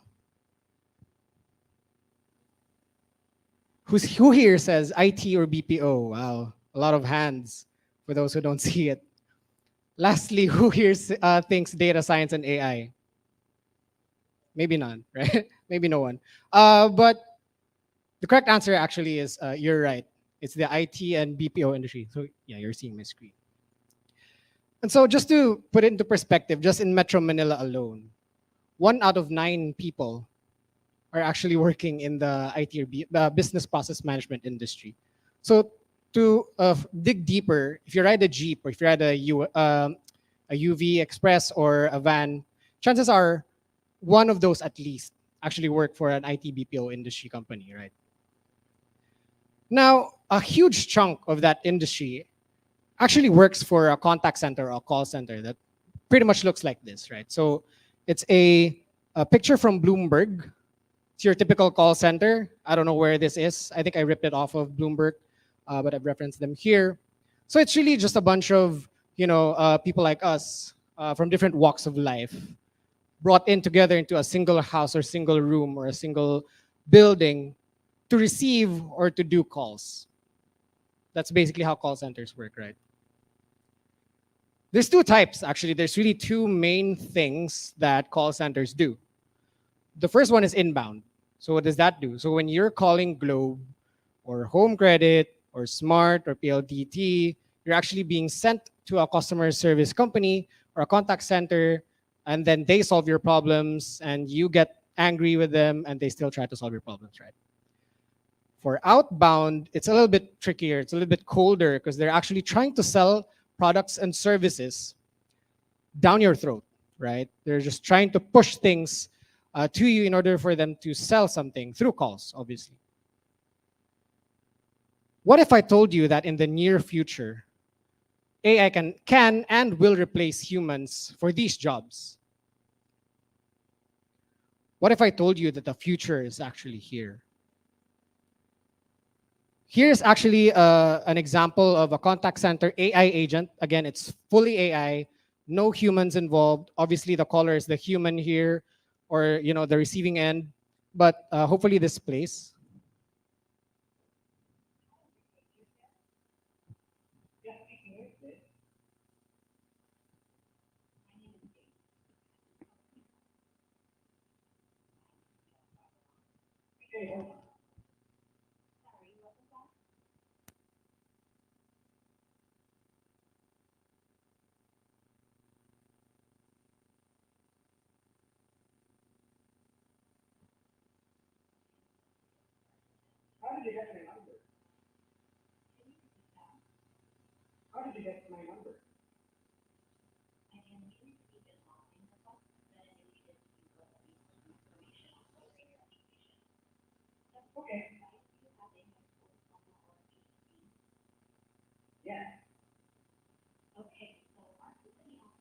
So I'll just cut this short. Later on, I'll actually do a live demo of conversing with the actual AI. But as you've heard, this AI, just like any human being, actually has a name. It knows my name, speaks very casually, has a little bit of patience, maybe unlike other humans, unlike me, obviously.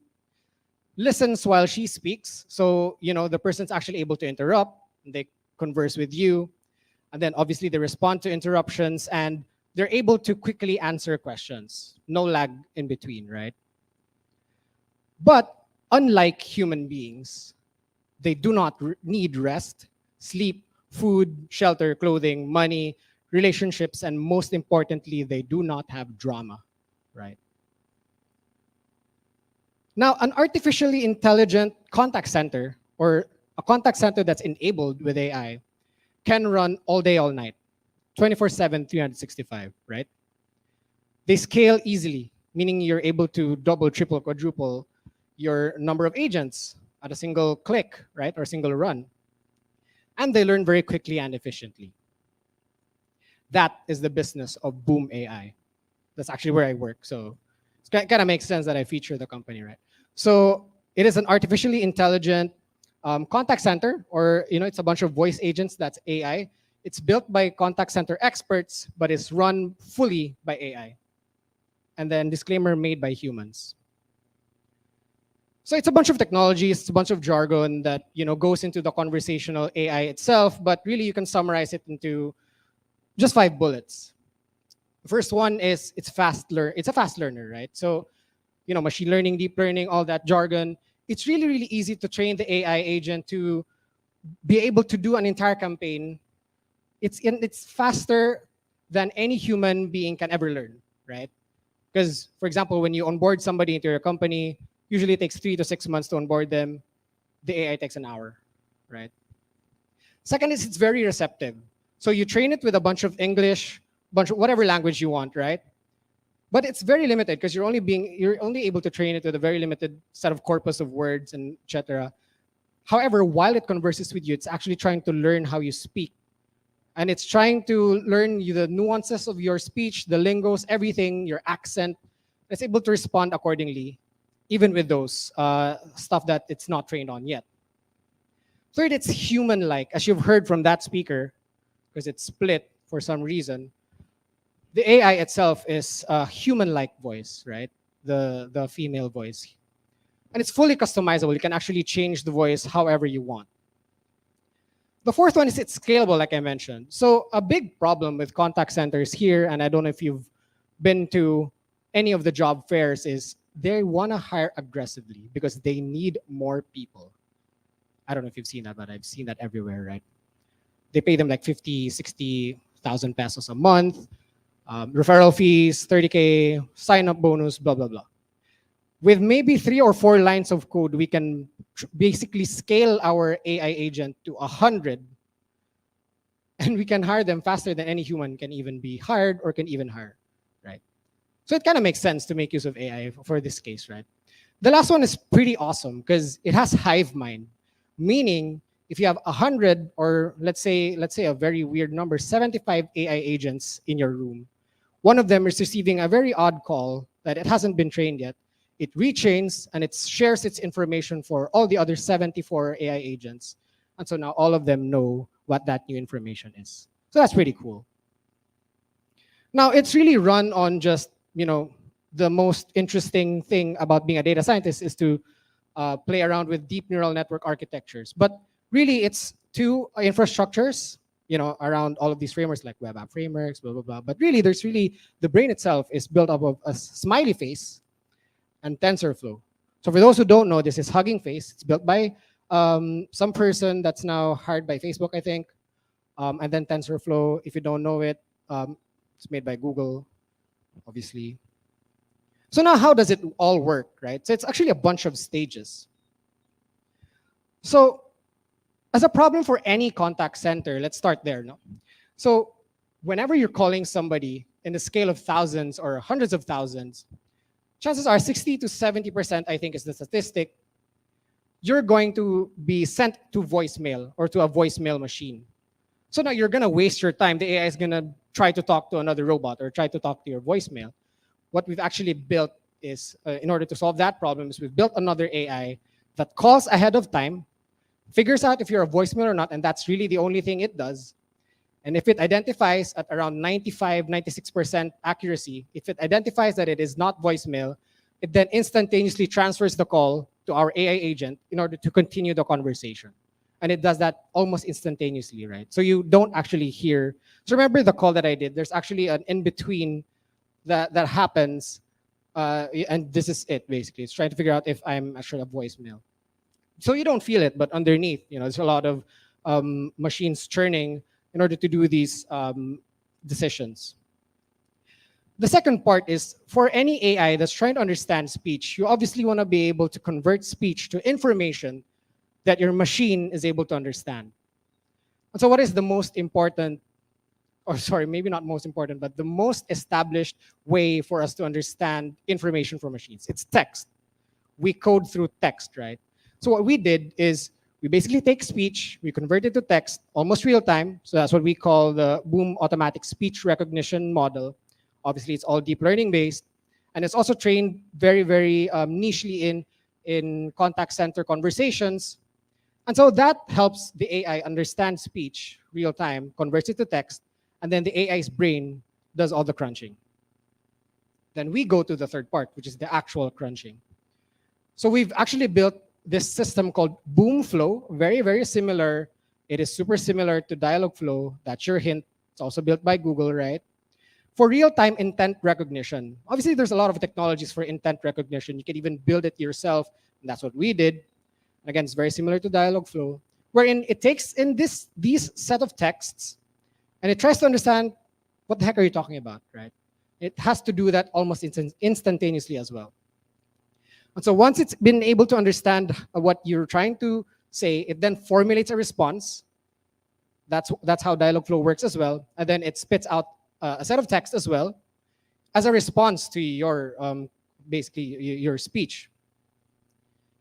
And so with that, when the Boom Flow response actually spits out text, then how do we make it sound like human? That brings us to the fourth part. We've actually built our own voice cloning system that takes in obviously paid voice talent audio with their speech or with their, with their script. We've trained our own model and we're able to actually convert or, build our own voice generator, convert all of those voices, build our own AI that's able to speak for us. It's basically our AI's vocal cords, if you think about it.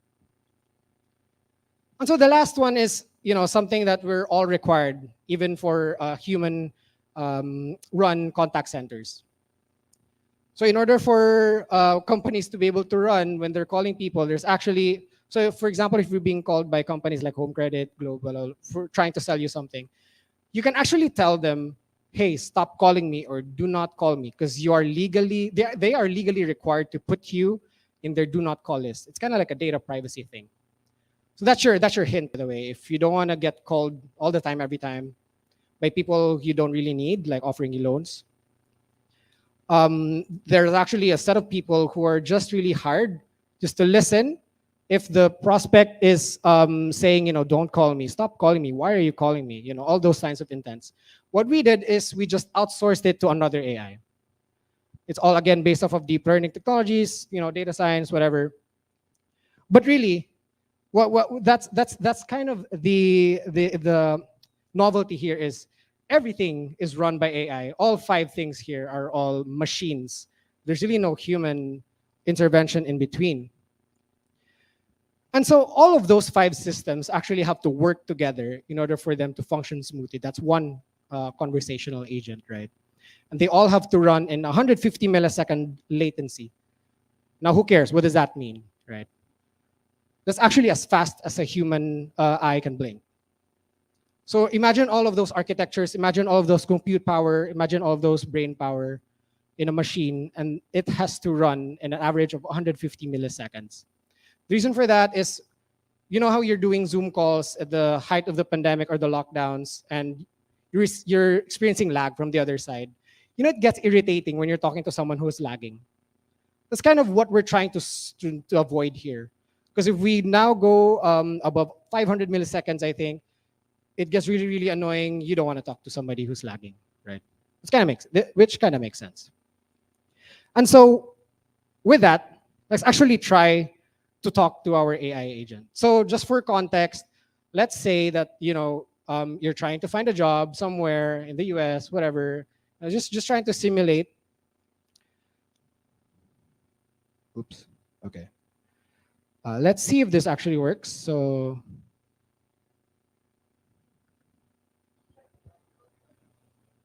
Hi, is Xavier there?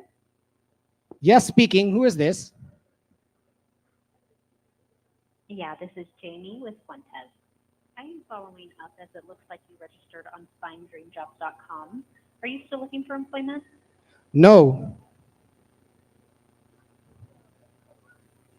Okay, and just a quick question. Are you currently enrolled in Wait. an education program? No. The reason I ask is I can also provide Stop you with access talking. to an education. Can you repeat that? Stop talking. Sorry, I'm having a hard time hearing you. Would you be willing to consider education within 6 months? Please don't call me again. Oh, okay. I'm sorry to call you. We'll take your number off of our list. Have a nice day. So that's just a quick example of how the call actually works. The entire time I was just holding my breath because, AI is very tricky. But yeah, just to answer the elephant in the room, right? Will AI replace humans? Our answer in our company is AI complements contact center operations. It's there to help human agents because people still prefer human agents. People still prefer emotions. People prefer drama. But AI can make lives easier, not just for customer support agents, right? But for human beings in general. Now, automation like that, automation that's brought about by conversational AI, can and will eliminate jobs. That's the fact of the matter, right? And in fact, it's actually potentially predicted to lose around 73 million jobs. The US is potentially going to lose 73 million jobs to automation in general, not just conversational AI. But the point of this chart is automation favors the ones who automate. Isn't that right? Thank you. but what does it all mean for Bacolod? Why am I here? Right? Well, actually, I am here because we are planning to build, hire, and train people in the data science and artificial intelligence community. Not just maybe in Bacolod, but anyone in the vicinity, right? Anyone who's close enough for us to sort of meet, or doesn't have to because we're very capable for fully remote, obviously. But the fact of the matter remains, Boom AI will lead the Philippines in developing talent and building technologies necessary to create true artificial intelligence. Thank you.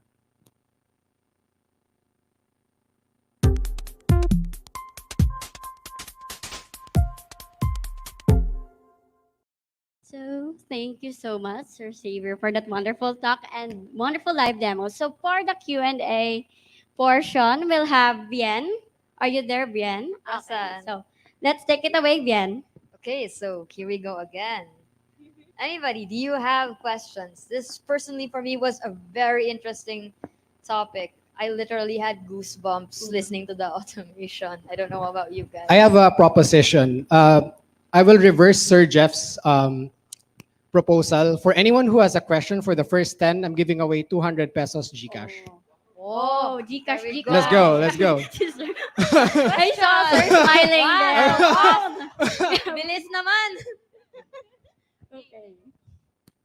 Hello, my name is Lance Joseph T. Oh, by the Villanueva. way, could you please help me collate their numbers? Yan, yan, Because yan. I will not remember them. Thank you.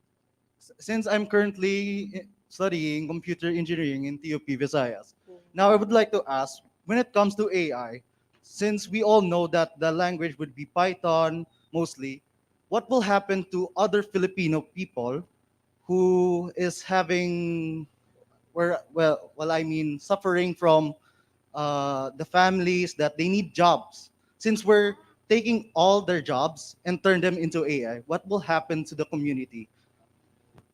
That's a very good question. So next question, joke lang. I'm just stealing his ideas actually. No, no, that's actually the number one question we're really trying to answer. Even anywhere we try to at least influence in the data science or AI industry. The first one is I have an excuse, right? So who here remembers horse carriages? Who here remembers riding them to work?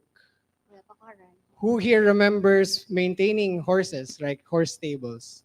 These were technologies before cars.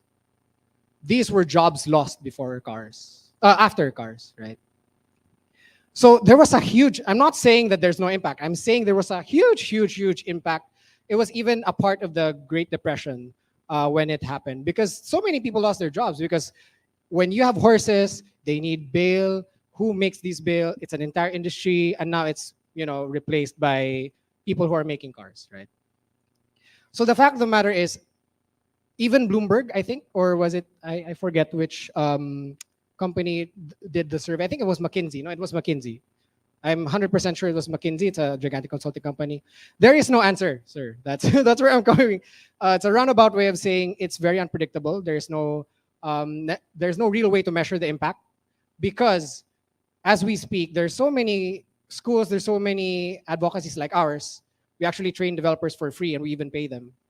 I don't know if you believe me, but we did that for Albay. We want to be able to impact in another way. Ganon. So we want to be able to, for example, even for FTW Foundation, right?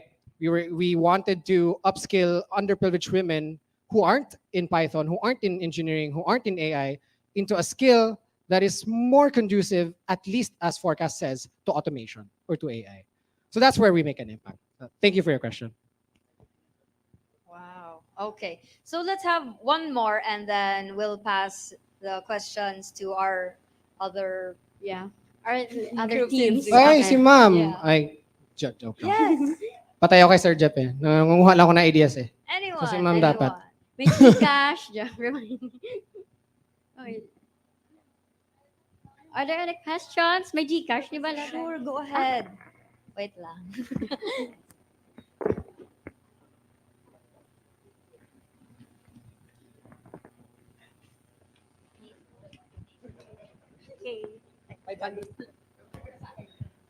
Sir, so I have a question. Yes, po. Do you need to have, do you need to be an IT graduate, or do you need to have IT experience or experience in the data science industry for you to be able to work with AI or your industry, perhaps? It's a very good question. It's actually the number 2 most asked question as well. The number 1 was the one asked by you. The answer is no. So to give you a concrete example now, for FTW, FTW Foundation is for the Women Foundation. I am no longer affiliated, but I am a strong believer of their advocacy. So don't quote me. I am not part of their organization anymore. I was their data science manager. But what they did is they upskill underprivileged women. Again, they do not know programming. They do not even know math, or they didn't graduate from IT. But 7 months to 12 months after their program, it's a data science program, one of them is already a senior manager in data science. 2 years after she became an AVP in a reputable bank, this bank tries to call everyone as well. You probably know them. One of them is already, I think, a data science lead for a US-based company, for example. And in general, not just maybe like 1 or 2, in general, we've doubled their salary. I mean, not us. We don't pay their salaries. Like after our program, we compare the initial and their final offers, they basically got double their salaries. The secret sauce there, actually, number 1 is grit. You do not need the background. You just need the hunger to learn. You just need the hunger to not be automated away. See what I mean? Because like, for example, let's put it in accounting, not AI, accounting, QuickBooks, right? We used to do it on pen and paper, if you remember. I don't know if you remember bookkeeping before in high school or something. We used to do it on pen and paper, and now we have Excel. So we probably lost the people who are printing papers. I don't know for sheets like that. And then after Excel, there's QuickBook, and then there's Zero, right? So actively learning, trying to learn more and new things, really comes down to grit. And number two, it's basically persistence, I think, but it's still kind of grit. But standing back up or picking yourself back up from failure, because data science and programming, right, you always run into bugs and errors and failures, especially from QA testers. They make your life a living hell, right? Because my life is a living hell because I maintain a lot of AI and my testers fail all of my programs. And so I'm not even kidding, right? The feeling of trying to pick yourself back up is very hard. But if you're able to do that consistently for 7 to 10 years, for example, and even beyond, that's kind of where that's kind of the secret sauce there. So Okay, so thank you. And also, in addition with For the Women, I'm actually one of the For the Women Foundation alumni for Batch 2. And now they're currently at Batch 5, I think. Yeah. So, actually, in experience, as a short experience with For the Women Foundation, most of my batchmates or the other alumni are from different fields like veterinary science. There are others in just studying, and now we're all in the data science industry in some part. And also with For the Women Foundation, they're currently they're wrapping up their another batch, and then there's another batch coming up. So that's actually, and there are also many organizations with, like Sir Xavier said, that trains and upskills women and also from underprivileged sectors in having an opening or an opportunity for data science and machine learning. So going to our next question we have from Team Baguio. Okay, so take it away. Let's go. Okay, Hello. we can hear you. Okay, sir. Hello, sir. This is regarding the speech of the AI. So, for say that we can overcome the language barrier, how about when different nationalities use English but have different accents? So this is regarding the accent language barrier. And then the second question is about the do not calls feature. This is more like a question for a possibility. Is there any possibility for AI to detect scam calls that acts like a government or a bank agency? So those are very good questions. Pero isang 200 lang yun, sir. Dalawa na yan. So isa lang muna tayo, sir. Let's start with the first one. In speech or in language, or sorry, in the automatic speech recognition technology, you can pretty much learn whatever you want. You can even learn Klingon if you know that language. It could really be anything.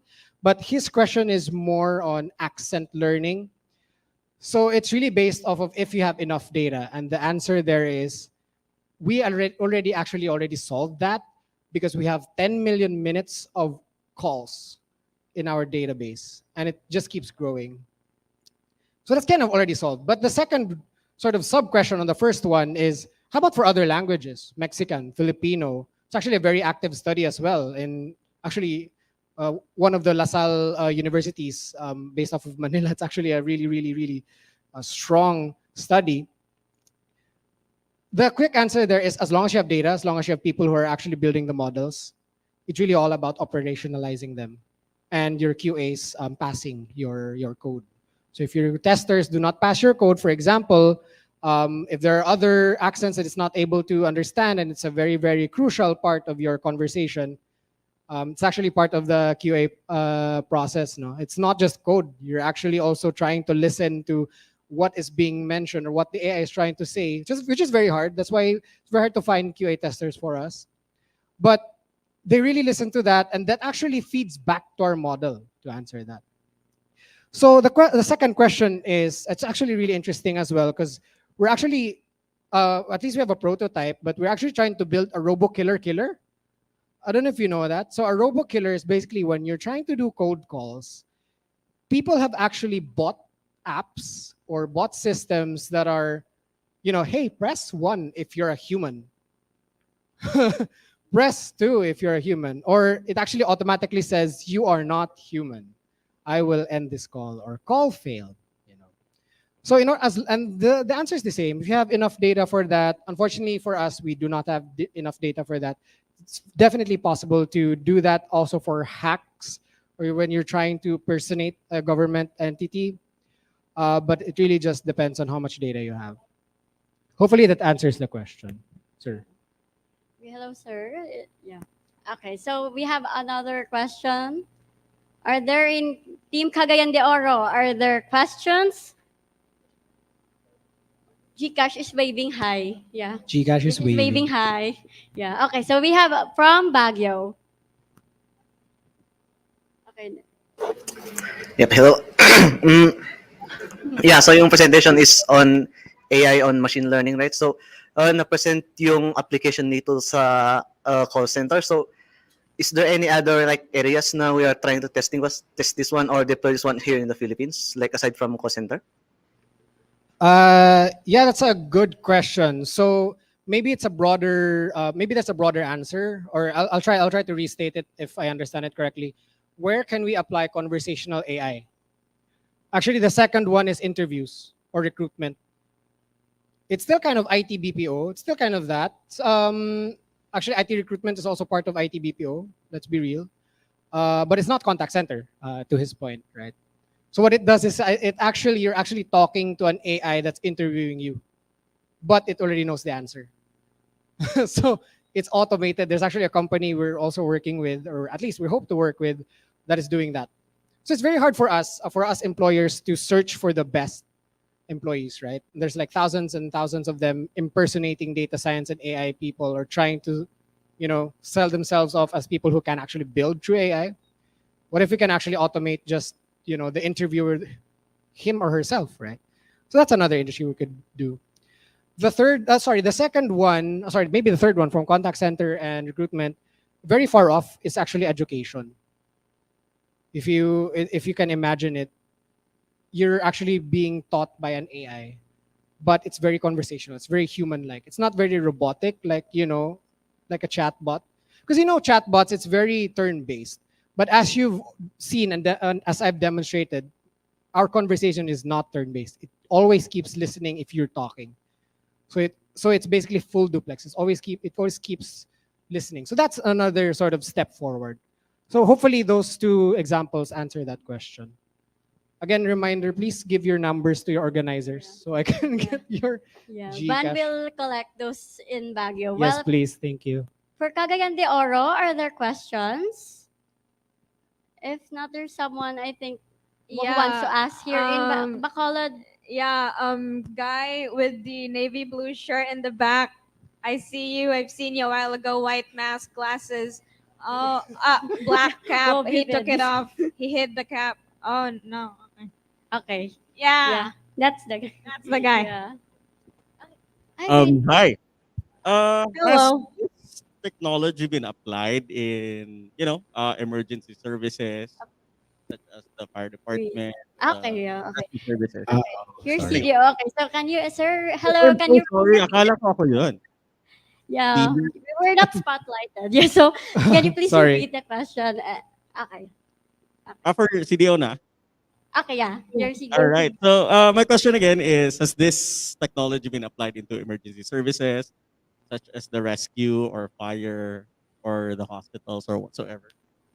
Has this been applied to other services? Yes. Rescue. So ours, for example, for 911, etc., I think that's what you're referring to, right? Like rescue for, those types of things. I don't want to get trigger warned by my videos, but no. And we do not recommend it. Because what have I been trying to say? The AI we have does not like drama. Because it's not able to respond to drama, right? Drama in this sense is not, at least for that case, it's not able to respond to emotion really well. And that's kind of a problem, right? It's very hard to model emotion. And that's why AI is really not able to replace humans. Because we still need that, unfortunately. Even if you are super angry, being able to respond to that emotion is very important. And as long as we haven't really modeled emotion, it's very hard to apply it to those other industries.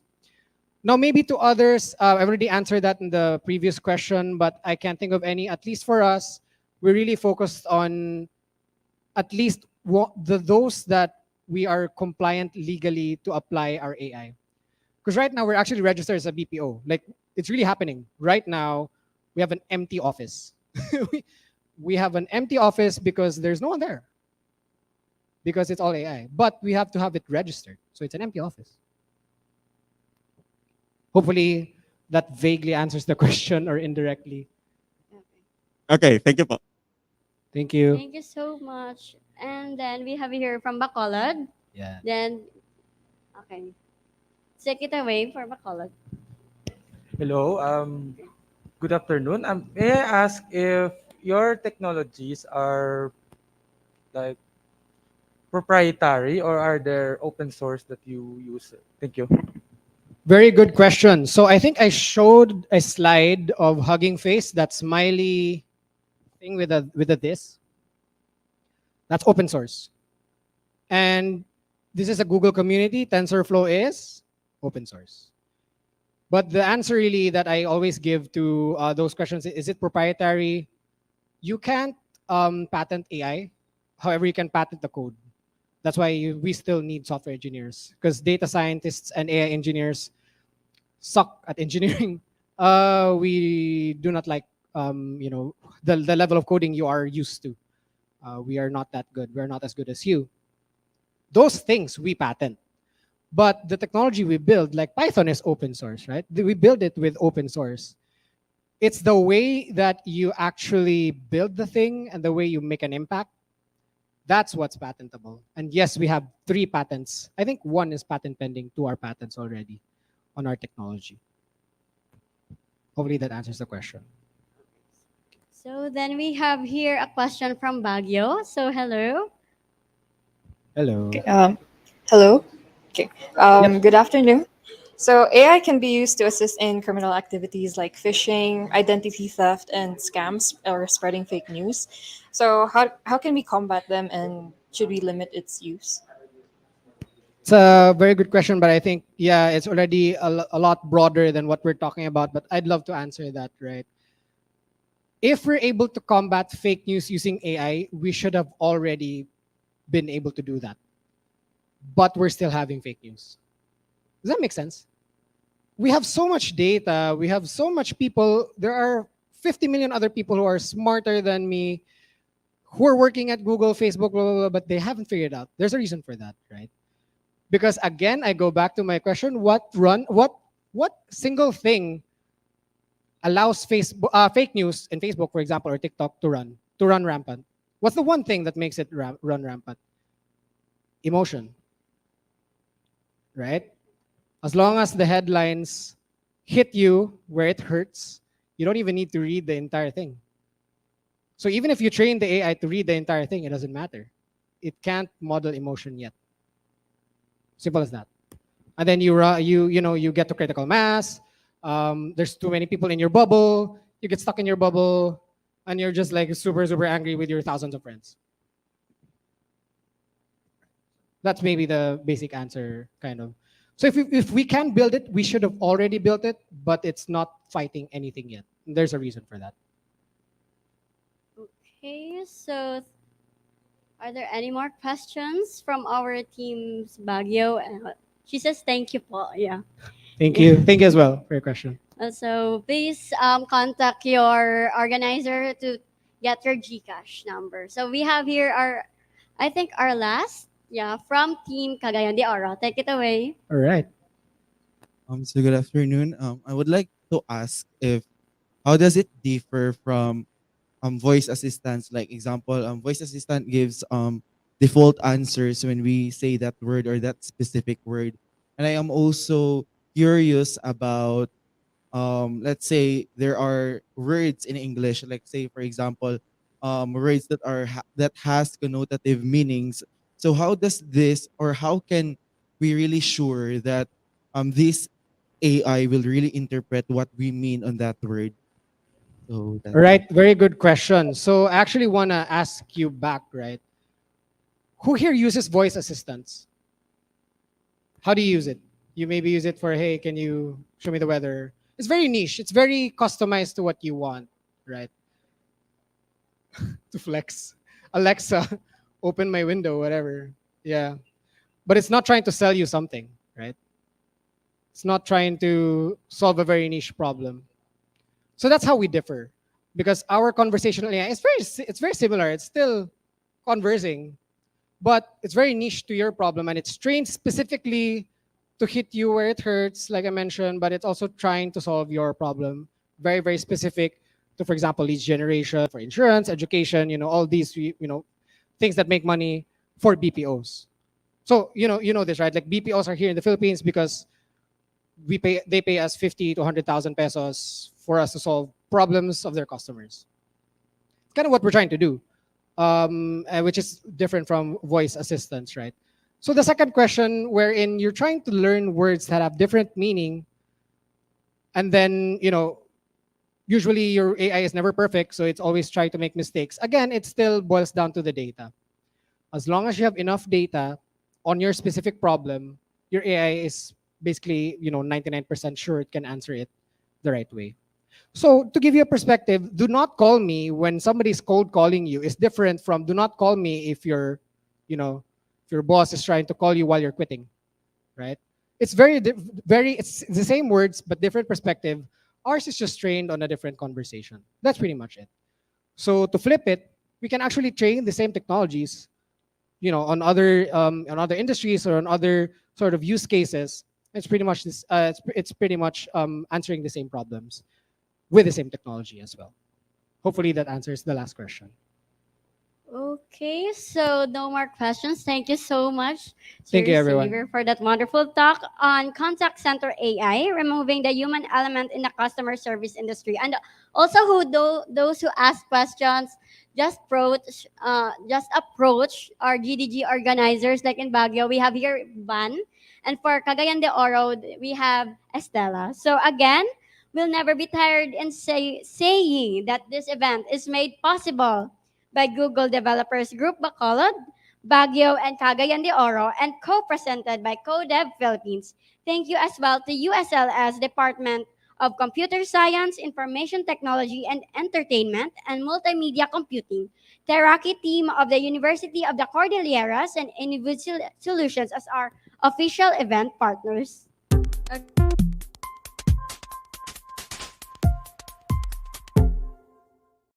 Philippines. It is a company operated by Xylon Philippines Incorporated and headquartered in Utah, USA, with offshore operations in the Philippines. Codev's mission is to solve the staffing problems of growing technical growing technical companies by providing them with highly skilled professionals. They also aim to bring our highly skilled employees closer to opportunities that allow them to work for international companies and work with cutting-edge software tools. And if the world we live in today is of any indication, you need to get those skills fast because guess what? The world is not gonna wait for you. So let's get to move on.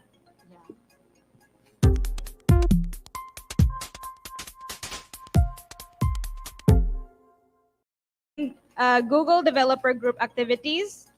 We are lucky to have companies like you that supports the initiatives of small development groups because honestly, the Philippines, even though we kind of use a lot of their services, it's not really still well-known, widely accepted form of career. And oftentimes we're gonna be like, "What? You're gonna go guard a computer shop after you graduate?" It's like, no, or fix my refrigerator. I'm sick of phone, hearing yeah. it. Fix my cell phone, hack my boyfriend's Facebook. It's time to change things. So we will be having a 15-minute break to network. I love now. network. Yeah, so you And can of course, you enjoy. have snacks. Snacks are available outside, and you may also, or their snacks they now. have it already here because why not? But if you want to get it outside, I'll do that Yeah. also. And you can also visit Code Dev's booth outside. They have games and stuff and freebies. Who doesn't love freebies? Anything free is nice. Don't let the world tell you otherwise. Free for life. Let's go. We'll be back for 15 minutes. Yeah. Thank you.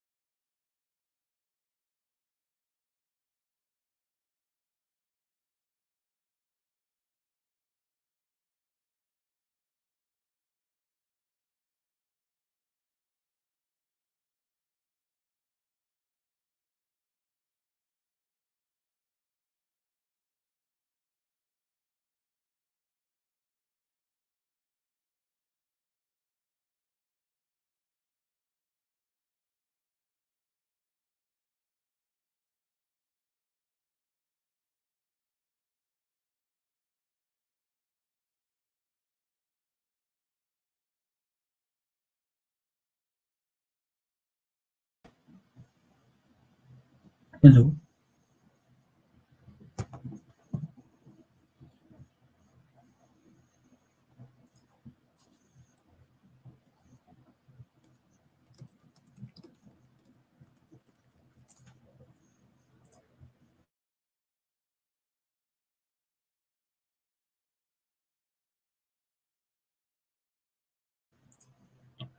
Hello. Test mic.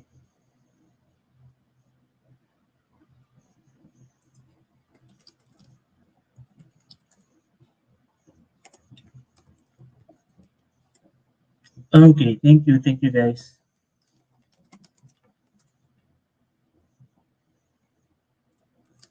Wala akong camera, unfortunately.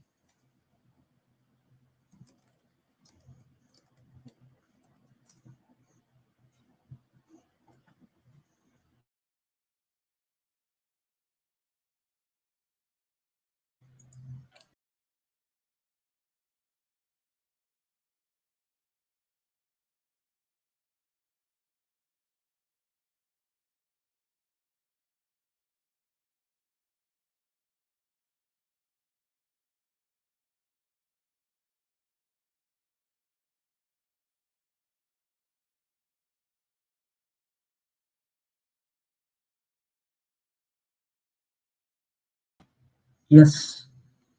Good afternoon. Hi, GBG Bacolod Tech Team.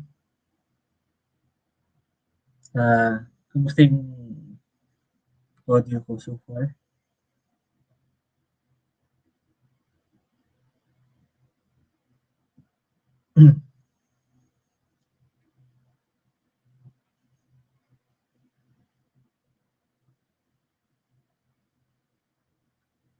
So, yeah.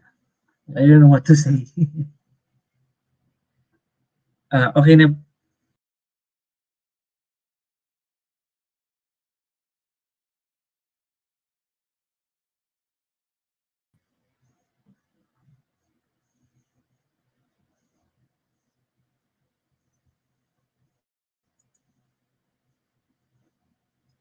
Is, nakastream ba tong ano?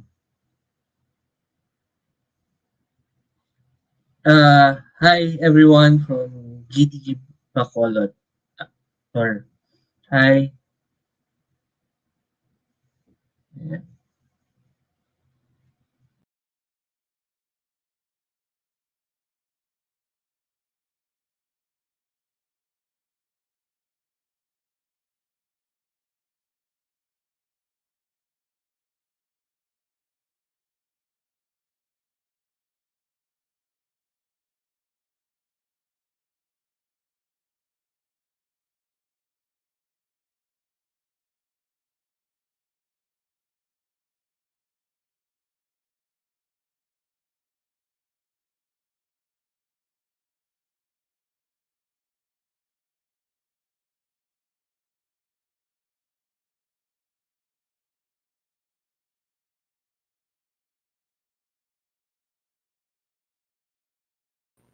So presenting, okay. Here they are. So the floor is yours, Miss.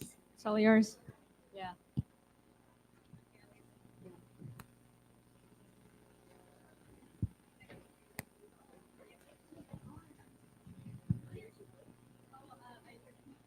Hello. Click the slides myself.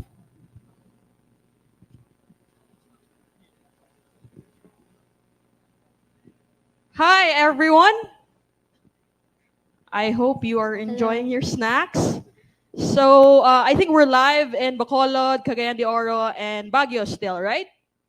Okay, I'd like to take this opportunity as well to wish our Baguio friends safety, and I hope your family are doing great despite the recent calamity. But I would like to quick lang, because I know we're excited for the next speaker, introduce Kodev. Our host earlier have already given a very thorough description of Kodev. But Kodev is where our clients and customers are our partners, and employees are people. And to proceed here with our numbers, just a fact check lang, no? CoDev has been in the business for 12 years now. We recently celebrated our anniversary party in every location we have available. Bacolod is one, Cebu. We celebrated the party in Manila, and then of course in Cebu again. Davao, sorry, Davao. We have 5 office locations, and we have approaching 530 employees, rockstar employees, if I may add. And then yeah, just a quick run through on the office locations. Our headquarters is in Utah, by the way. So our amazing executive team are in Utah. We have an office in Cebu. We are in Cebu IT Park. Bacolod, we have our office in Luxor Hotel soon. And then we have V Corporate Center in Makati, which is part of the QMC. Ortigas as well, and then Davao is one of our recent addition to our office locations. So to proceed on the selling points, maybe Alan can enumerate, no? Can you? Joke lang. So here are just the top 4 of reasons why you should consider CoDev. First one is work-life balance. I know we have some CoDev employees in the crowd. Can you attest to this? Okay, they're giving thumbs up. Good job, guys. So we have competitive salary and benefits. We have career growth and skill development. And lastly, last on the top 4, we have the opportunities to work with U.S. counterparts. Majority of our clients are U.S. based, although we have some clients that are on the UK and a few in Australia as well, but still majority in the U.S. And other reasons why you can join or you should join CoDev, we have insurance, and that's for you and 2 dependents. We have a signing bonus and a retention bonus. We also celebrate your milestones with you. So you are going to be entitled to increases once you regularize, once you celebrate your anniversary and those type of things. And we have, well, for those that are in the office, we have a pantry, a gaming lounge, I would say. We have an Xbox, but nobody's really using it. And then we offer monthly utility stipends, wherein you can utilize to pay your bills. We have remote work flexibility. As of date, we are offering remote, hybrid, and on-site options for our employees. We recently gave our employees the inflation allowance as well. So today is our pay is in, so I think it's also reflected in your payroll, guys. So I hope you make the most out of that. And yeah, and more. I guess you have to work with CoDev for you to figure out and more. But yeah, to proceed here on other facts. So CoDev, I am more than proud to say that we are a great place to work certified company. I would like to elaborate more on the numbers here, but just first one there is our employees. 92% of our employees said that CoDev is a great place to work. 98 says that it's a safe place to work. And following 96, that's 96%, they are given the equipments to get their job done. And 94% mostly on the management side. So I would say that we have a very good and supportive management team. So I think the question for most of us, if not majority, how do you get to be part of CoDev? So here are just the 3 steps that you can consider. We have a screening process, of course. We have the interviews, exams, coding exams for developers. And then we have our client interviews. And then once everything is set, we will then extend the job offer for you to be part of CoDev. So it's simple as that, but some people, I'm not sure if you've tried applying in CoDev before, they say it's challenging. That is because we are really eyeing for quality. And I know the people that we have here in Bacolod, Cagayan de Oro, and even in Baguio can challenge yourself, consider CoDev, and then we'll see if you have the place here. And I think we have opportunities lined up for you as well. I am going to enumerate the top 3 that we are urgently hiring for right now. Ruby on Rails developers, full stack .NET developers, and mobile app developers. That's from React Native, iOS, and Kotlin. So the rest, you can already read through that because I have 10 minutes in this talk. I think I will leave it up to the rest of the crew here to really give you the testament on why you should join CoDev. And then afterwards, you can scan the QR codes for our social media accounts, wherein you can follow, inquire, and check on our available opportunities. If there's nothing else, thank you guys. It's really good to see you all here. And a quick fact then, we have been in Bacolod for 5 years now. And we are continuing to grow here in Bacolod. To those in Cagayan de Oro and in Baguio, then we have the remote work setup available as well. Thank you. Have a great day.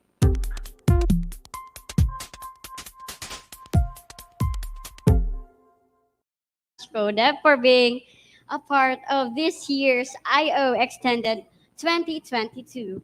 Thank you so much for the support for GDG Bacolod, Baguio, and Cagayan de Oro. So I hope everyone is now re-energized by our pamahaw, our foods, and also have a little time to stretch their arms and feet. And now we are moving on to our fourth speaker. He is a Stipendium Hungaricum awardee, Master of Science in Infobionics Engineering in Hungary, and currently he is a lecturer in Carlos Hilado Memorial State University. He will talk about machine learning and brain-computer interfaces. Let's welcome Sir Rene Salmigo.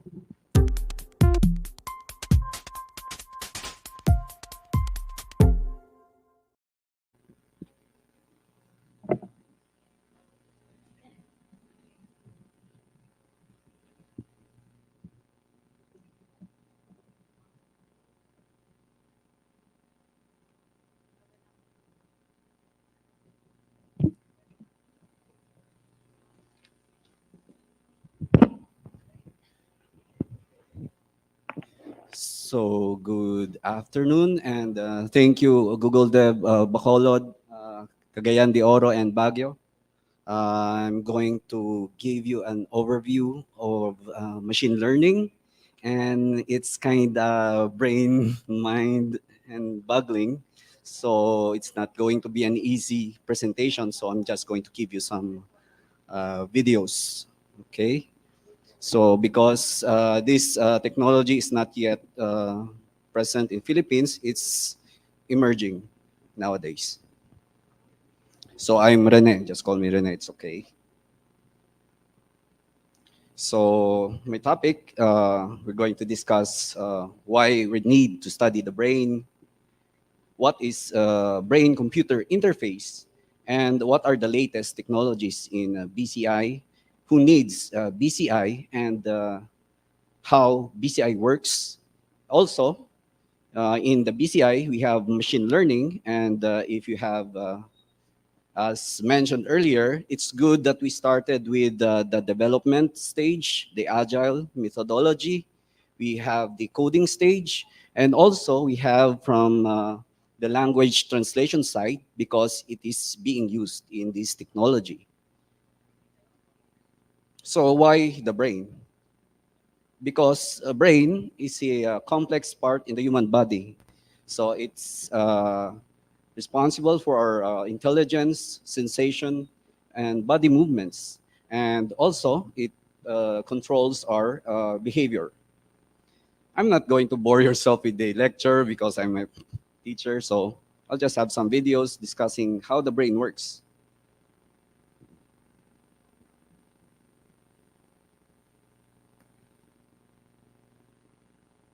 Maybe the HDMI is already audio, right? I don't know.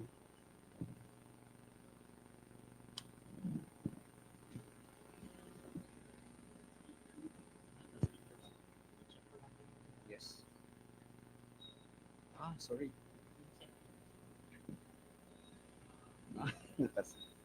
Sorry.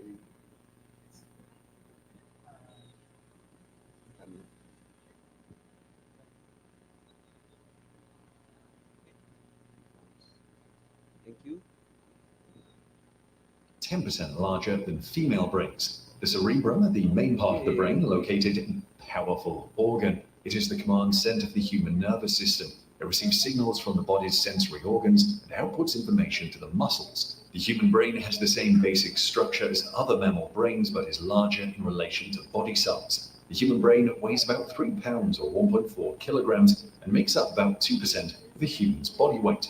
On average, male brains are about 10% larger than female brains. The cerebrum, the main part of the brain located in the front area of the skull, makes up 85% of the brain's weight.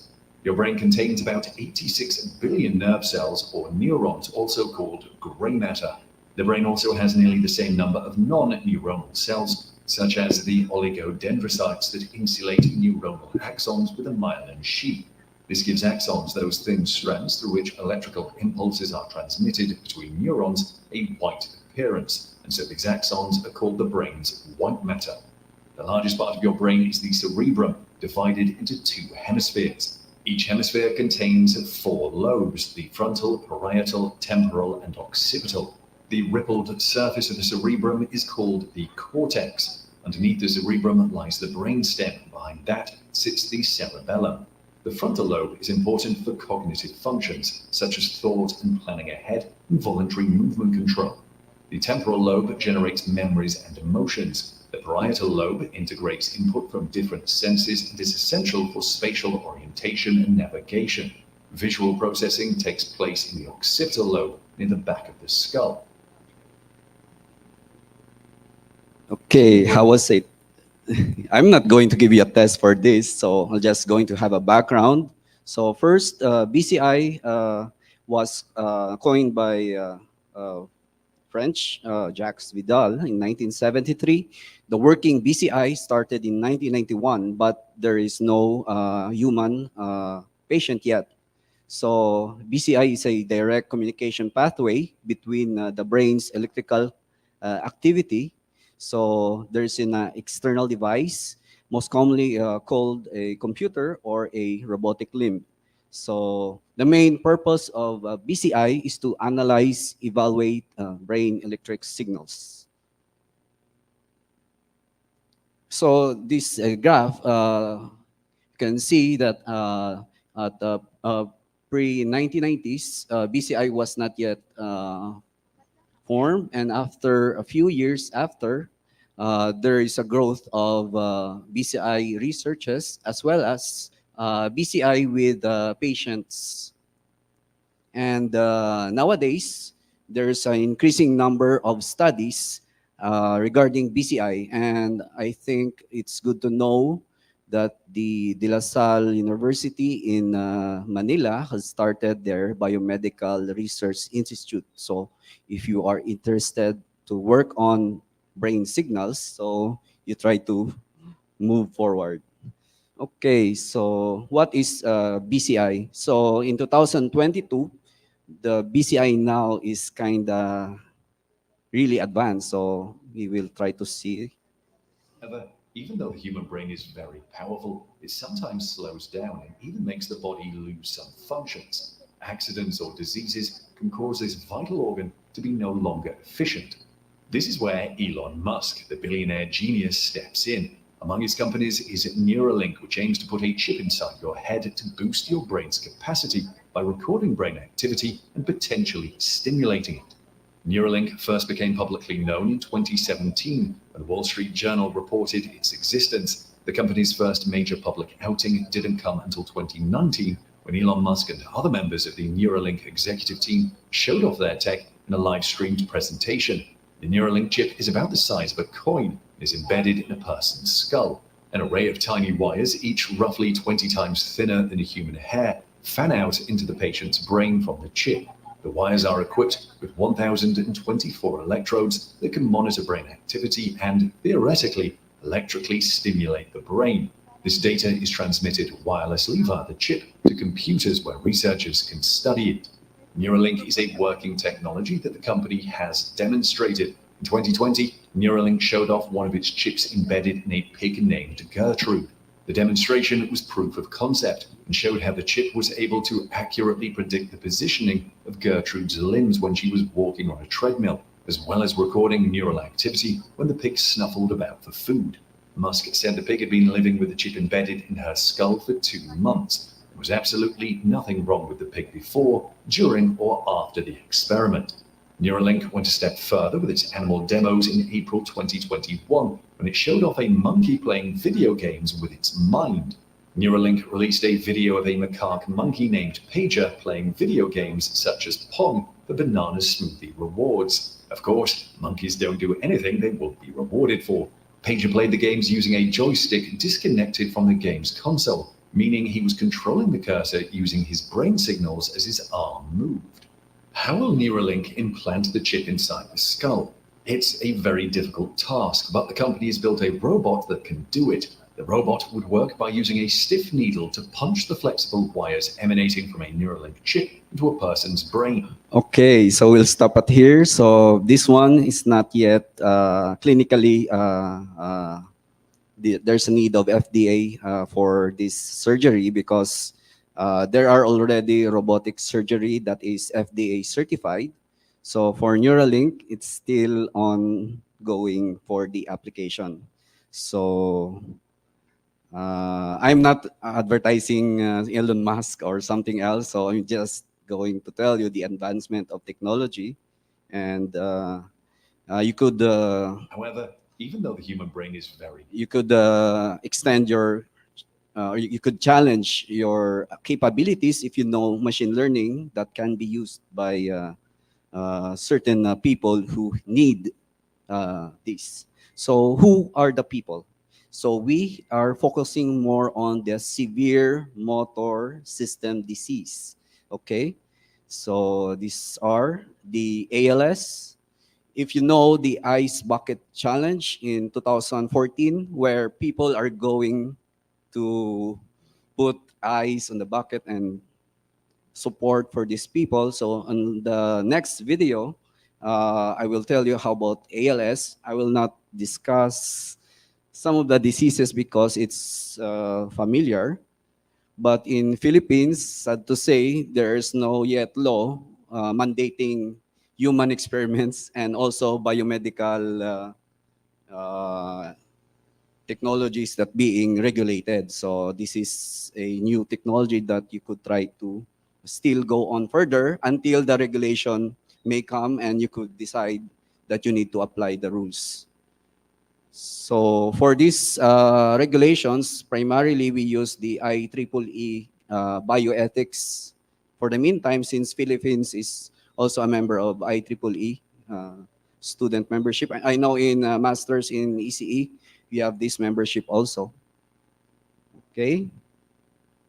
Also, what is severe motor system disease? So the four words that you could have is this person can react, but they could not move. So that's the main reason why we need to help them and give them the opportunity to communicate as well as control their movement. And also, what are the possibilities what are the other things left for them is that you could have the eye movements. As you know, Stephen Hawking also, what Stephen Hawking uses, only the cheek, right? He just pointed the cheek as your mouse click, and if there are random number of letters or words, he just going to blink this one, and that's how the control of BCI is going to do. And this is usually what we call lock-in syndrome in scientific journals. So what is amyotrophic lateral sclerosis? At first, ALS symptoms can be subtle: slurred speech, difficulty grasping objects, unexplained trips or falls. Inside the brain, motor neurons are dying. Arms and legs become weaker, harder to control. As ALS progresses, eating, speaking, moving, and breathing become more and more difficult. More than 5,000 people are diagnosed with ALS every year. It can take up to a year to diagnose ALS by ruling out other diseases. For unknown reasons, military veterans are twice as likely to be diagnosed with ALS. There are interventions to help people live longer. Studies show that people living with ALS benefit from multidisciplinary care. There is no cure, but research is progressing at a pace like never before. With your help, the ALS Association is leading the fight to stop the disease while caring for people living with it. Make an impact at alsa.org.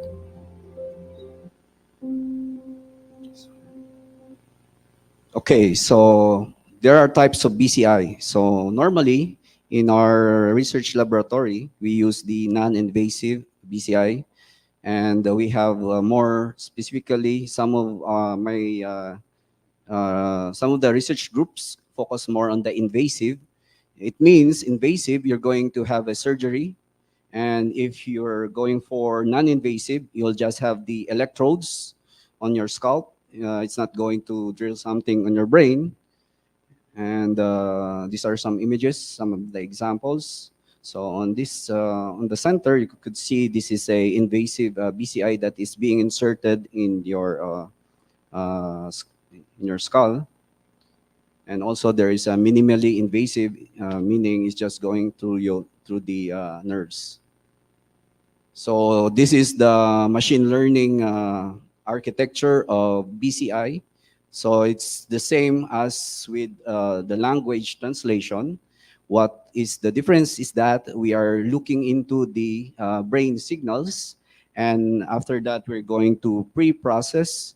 So meaning in the brain signal, it's not all the way that we will have a clean signal. So that's why electronics will come and you have filtering method.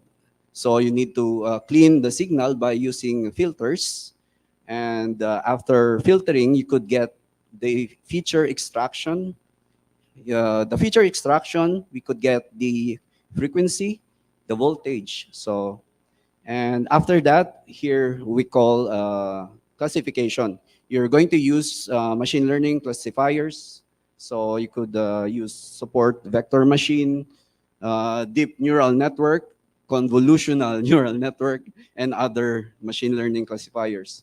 It depends on the application. So for example, if you have left or right hand, so you need only two components in the classification. So it's either most researchers are going for SVM for two classification. So I know you have this in your lecture, so I will not discuss thoroughly, but this is the architecture of the BCI using machine learning. So it's not that really far, but we are into it. But the problem is if we have the technology here, and that's the challenge, that you need to innovate more on technology rather than buying this outside, which is quite expensive, and you need a lot of support. UCSF researchers have shown that full words and sentences can be decoded from the brain activity of a person with paralysis who is unable to speak. Dr. Edward Chang's team worked with a brainstem stroke survivor who lost the ability to articulate words 15 years ago. The man has relied on other limited means to communicate. In this study, an electrode device was implanted over the brain area that normally controls the vocal tract. A question was displayed for the participant, and the device recorded brain activity while he attempted to speak in reply. A computer algorithm translated the brain activity patterns into words and sentences in real time.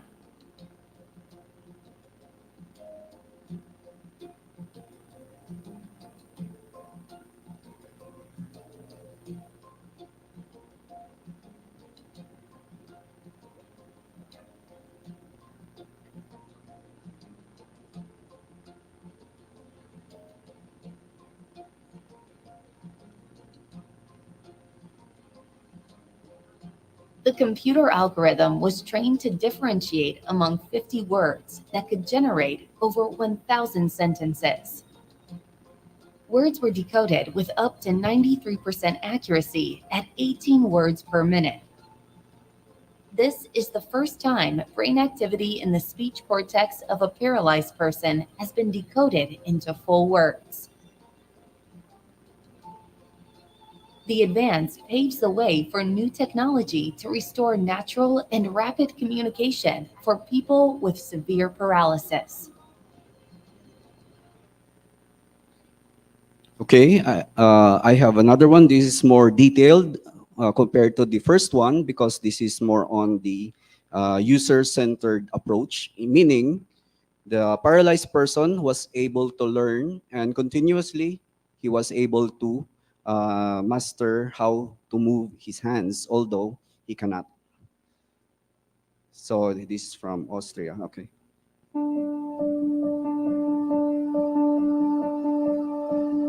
State-of-the-art brain-computer interfaces require extensive involvement of researchers and complicated training environments. During training sessions, the BCI user is instructed to perform tasks. Neural features are extracted from brain signals and used with a control decoder to control effectors. In parallel to this control loop, the decoder of the BCI is trained. Labels are provided by the experimental setup and combined with the neural features and an online training algorithm to train the control decoder in real time.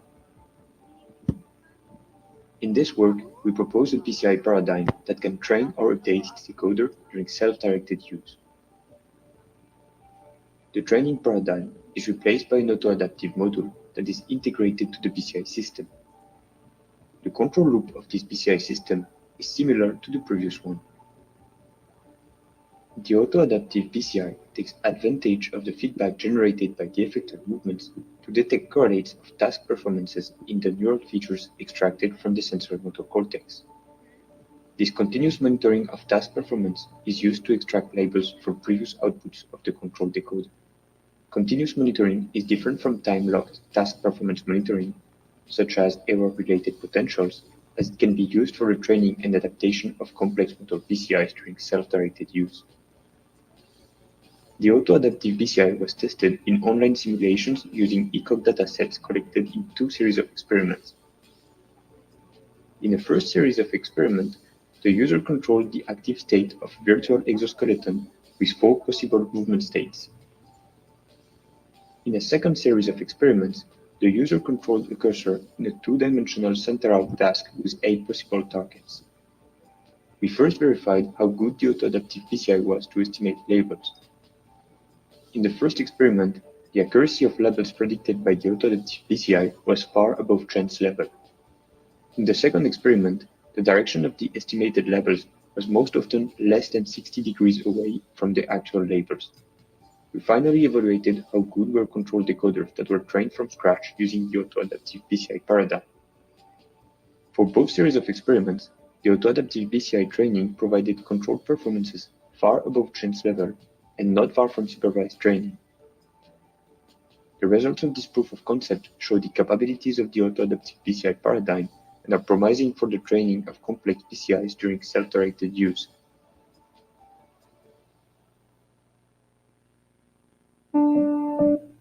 Okay, so to wrap it up, these are the tools that in our research group, but this is not, we are not doing it, but it's a collaboration with other universities. So it's not easy to work. For example, if you're in LaSalle, you have your department in IT and engineering, so you need to collaborate with the province for this because we are going to involve specific disease for this. It's not that easy that you need just to get data set and you're going to analyze it. But in some cases, there are opportunities for students who are able to develop algorithm, and they could use the following. So we could use teachable machine, TensorFlow, and also for your laboratory in engineering or in computer science, you could use MATLAB. There are convolutional network available, signal processing. So it's going to be a proof of concept that you could develop. Online BCI is also, I will give you another opportunity to join possibly in 2024 in Cybathlon. This is also in Zurich. Zurich is in Switzerland. So. Cybathlon is more than a competition. Cybathlon is emotion and innovation. It moves people and technology. Numerous teams from all over the world compete against and with each other with one common vision: a world without barriers. Around 15% of the world's population lives with some form of disability and often face barriers in their daily life. And this despite of 175 countries which have committed to removing barriers, protecting people with disabilities against discrimination, and promoting their inclusion and equality in society by signing the UN Disability Rights Convention. Assistive technologies can help people with disability overcome some of the challenges in their daily life. But unfortunately, the acquisition and use of such technologies are still difficult for various reasons. Sometimes research projects do not sufficiently consider the needs of the people concerned. Due to political factors, high production costs and prices, many people can't even afford assistive technologies.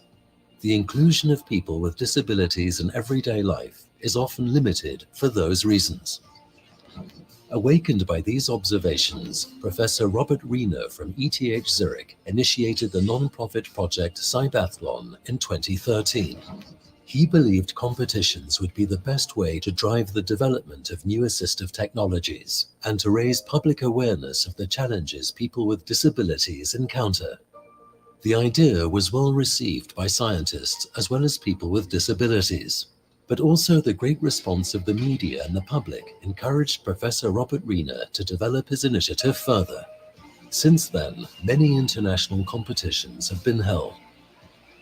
Broad attention is guaranteed when teams from all over the world present their many years of research and development in assistive technologies to a large audience on the Cybathlon platform.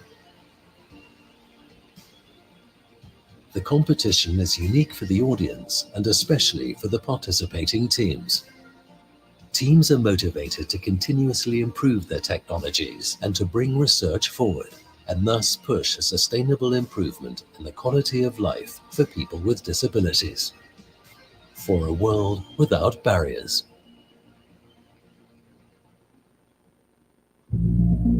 Okay, thank you for listening, and hopefully it's not going to be a headache on your side.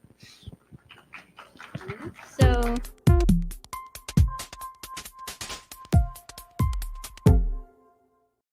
A section. So calling our trusted Bien. Is Bien here? Oh, look Yeah, at her. so- She's running yeah. away. She's just getting to the microphone. Now yeah. she's running. Okay. So if you have questions, please feel free to raise your hands up. And also for the other teams in Cagayan de Oro and Baguio, just go with our mics if you have any questions. Okay, so questions. Don't be shy. Yeah. Naglingin ulo. Naglingin ulo. The mga deep words or like, yeah. Or you can like ask anything about machine learning or like machine learning related earlier. Yeah. So any questions? Yeah. I think they're using their brain also to learn what happened earlier. Yeah, they're churning. So, Cagayan de Oro, do you have questions? Especially, untuk sa ta? Yeah. You have your Team Baguio. Okay. So how about, I cannot see them clearly. Yeah. It's okay. No one can see us. Yeah. So questions. Okay. How about the GDSC USLS? Do you have any questions? Sure? Sure ka pag hindi, giga mo. Yeah, okay, we have here one. Yeah, so please come up with our microphone there with Bien. So, yeah. Others, formulate your questions. Keep those brain juices flowing. No, man, Yeah. they're too tired. Activate your brain. Okay, so,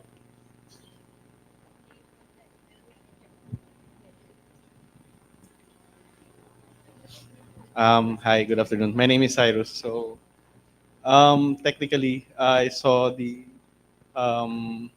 related about sports. So, will that also help, kind of like, in a perspective of, let's say NBA, wherein there are players that has physical therapists. So, would that also impact their performance in sports? with the tech that you've discussed? Oh, yes. There are also studies in sports science. So there is a specific research group on that, especially on sports. So uh, they are not allowed to compete, but they are allowed to compete in cybathlon, but not on Olympics or something competitive because it is already assistive technology. So it could use for rehabilitation for sports enthusiasts. Yeah. Thank you so much. So other Thank you. questions? Yeah. How about in Cagayan de Oro? Yeah. Do you have any persons to look out for? Oh, they're blurry. Okay. Yeah, they're so blurry, but I can still see the blue guy. Yeah, the blue guy Brain is. dead. Hindi na Okay. ano. So, Kuya, do you have any questions? You Or haven't spoken since like Yeah. this afternoon. Yeah. Might as well. I mean, you came all this way to the event. I know you want to ask something. Yeah. Just do it. Oh no. I Okay. expected this already. Yeah. Yeah, no, I Okay, how about Baguio? Oh, okay. So, if there's no other questions, I would like to ask the question. So, Yes, yes. related with machine learning, yeah, with the earlier topic. So, is it highly possible that there's a research institute or something brewing here in Bacolod? Bacolod, or like in Negros? In Or Bacolod, it's not not yet, yet. but I'm planning to Oh. because I will be having a proposal. That would be a collaboration with possibly DLSU in Manila because they have already the biomedical electronics research facility. It's a start. It's a good start already. But this was 2017 research and it's 2022 and Neuralink is already on clinical trial and this would eliminate this is a threat to eliminate MRI, EEG, because if you buy Neuralink, you'll just solve the problem of all instruments. So that's the problem with the advanced technology. So it will be Yeah. really funded also with the possible collaborations with other Yes. institutions. So Oh, that's great to hear. University of Saint LaSalle have medicine, right? Yeah. Yeah, Yeah. you have They have medicine, medicine. and if you have collaboration with the Philippine Council for Health Research and Development, and I joined last time already, so I know they are starting to do it with LSU also. Oh, okay. So it's great to hear since So yeah. have your masters in LSU, but hopefully you could. Yeah, and hopefully there's something here brewing with Negros Occidental Yes. as one of the not really pioneers but those that will not really spare ahead but joining with the ride for Yes, the yes. bus with this type of field. Yes, this is in electronics as well as IT. So it's a collaboration also with psychology and medicine. So it's not that easy to work on this without knowledge on those many aspects. Yeah. So it's really an exciting opportunity to see intersections of because as we used to hear there's really like a great divide on the medicine and like the other sciences and arts. So it will be like an exciting event to witness and to be taken a part of. And now we have a question. They have their brains turning from Baguio. Take it away. Just a curious question regarding to the adding cyber or robotic things in the human body. Let's say, for example, that that it is being developed right now, but would it be also be a possibility to compromise the security of a person's control? Let's say, for example, that if we have watched the movie RoboCop, where the where the company has the power to control that person's through that implemented cyber or robotics, anything in their body. The direct answer is yes. So that's why you're going to have self-directed use as well as user centered design for each paralyzed person. So you could not just assume that you lost the limb and you're just going to use a exoskeleton.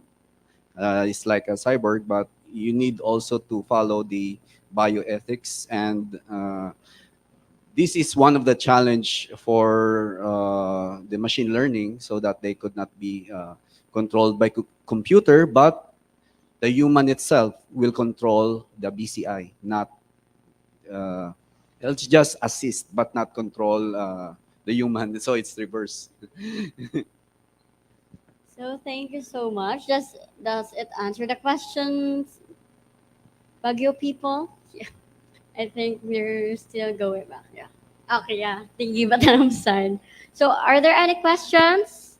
We have one. Okay. Yeah, they have their brains turning now. I'm so glad. Hello again, once again, good afternoon. Curious lang ko if brain implants can, turbocharge a person's intelligence, or if a specific person who has low IQ can, if they are implanted, has the possibility that they can increase that. Thank you. Okay, brain implants only can be applied for those people with severe memory loss, but they are already in their stage that they wanted to enhance their ability. But in the mere run, brain implants cannot be used if you're young and you're going to use a brain implant. So there's a bioethic, but in Philippines there's no regulation on that. So you could use it whether or you like it or not, but it depends on the organization that you are funded to. So enhancing memory is using brain implants is a possibility, but there's a ethics that we need to follow in this scenario. Only severe cases that you could use on this area. Yeah.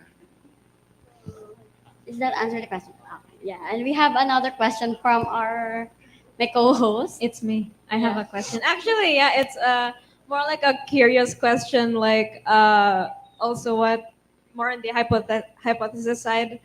So I was just wondering, what do you call this? I don't know if there's enough data for this to be studied effectively, or if the ethics is getting in the way again.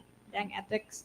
But between children and adults, which one do you think, or have you observed to adjust faster to the kind of like the implants per se, or like to the assistive technologies Yeah.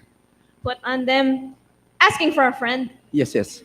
I think I am in the right position to say that ADHD in children, you could use EEG, which is non-invasive. It's not a brain implant what you're talking, because children are not allowed to have these implants. It's only non-invasive treatments is allowed. In Europe, in US, they are allowing it, but in Philippines, I don't know, because you could have to use some bioethics on ADHD, and also you need a prescription from the psychiatrist or psychologist for this, or neurologist. And that's the difficulty that we have, because we need to have neurologists that could really diagnose these cases if it is really true or not, because it's not easy to diagnose depression or other cases by what do you call that, uh, schizophrenia and So and other diseases. neurological Psychosis and diseases. stuff Yes, like that. yeah. Yeah. Mga buang ginano lang Yeah, nato. yeah. Babayan. But Thank it's you. Thank you so much Yeah. for answering my question. Okay, so are there any questions with are you good Team Baguio and Team Cagayan de Oro? Okay, no questions. Okay, there's our last question from this lady. Let's Take it go. away. Hello, good afternoon. Curious question as well. My name is Kay. I am a nursing student. And just what you mentioned earlier, you mentioned that BCI is a collaboration between a brain and a device that enables signals from the brain to direct some external activity.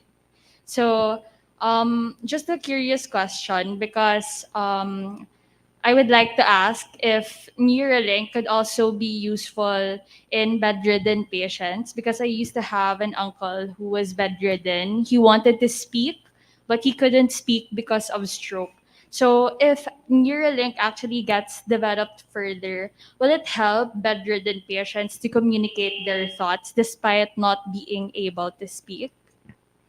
As of this time, I cannot say about Neuralink because there is no FDA approval, but there is one device that is approved, that is Centrode. But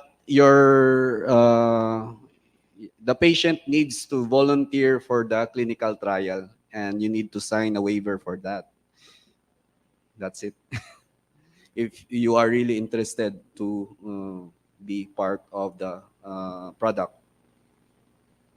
So that answers the question. So thank you so much, Sir Rene, for this wonderful talk, a brain-boggling one called Machine Learning and Brain-Computer Interfaces. Also, this event is made possible by GDG Bacolod, Baguio, and Cagayan de Oro, and co-presented by CODEV Philippines. Thank you as well to USLS Department of Computer Science, Information Technology, and Entertainment and Multimedia Computing, Teraki team of the University of the Cordilleras, and Innovus Solutions Incorporated as our official event sponsors. So, Okay. So our last and fifth speaker will actually be joining us virtually, and he is a part-time professor at De La Salle University. At the same time, he is also an IT consultant at David and Goliath. In the tech community, Mac currently leads the Philippine Android developers community and Kotlin Philippines as well, if ever you've heard of them. They're a big group, so you probably have. So without further ado, let's welcome Sir Marco Valmores.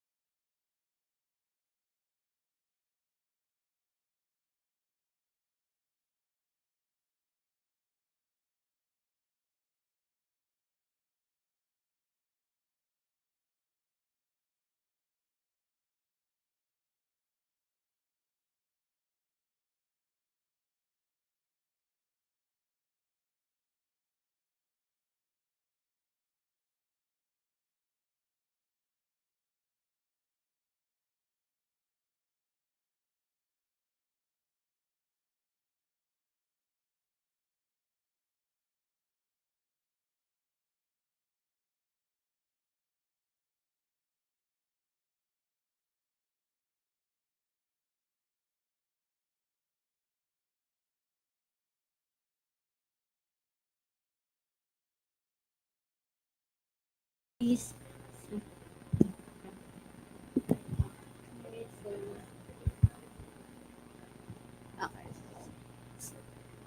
Okay. Yeah, you know, it's a part of IT life, technical difficulties, but in reality, is life even worth living without technical difficulties? Come on. Difficulties make you stronger. If everything was perfect, would you even enjoy life? Really, Bianca? Yeah, really.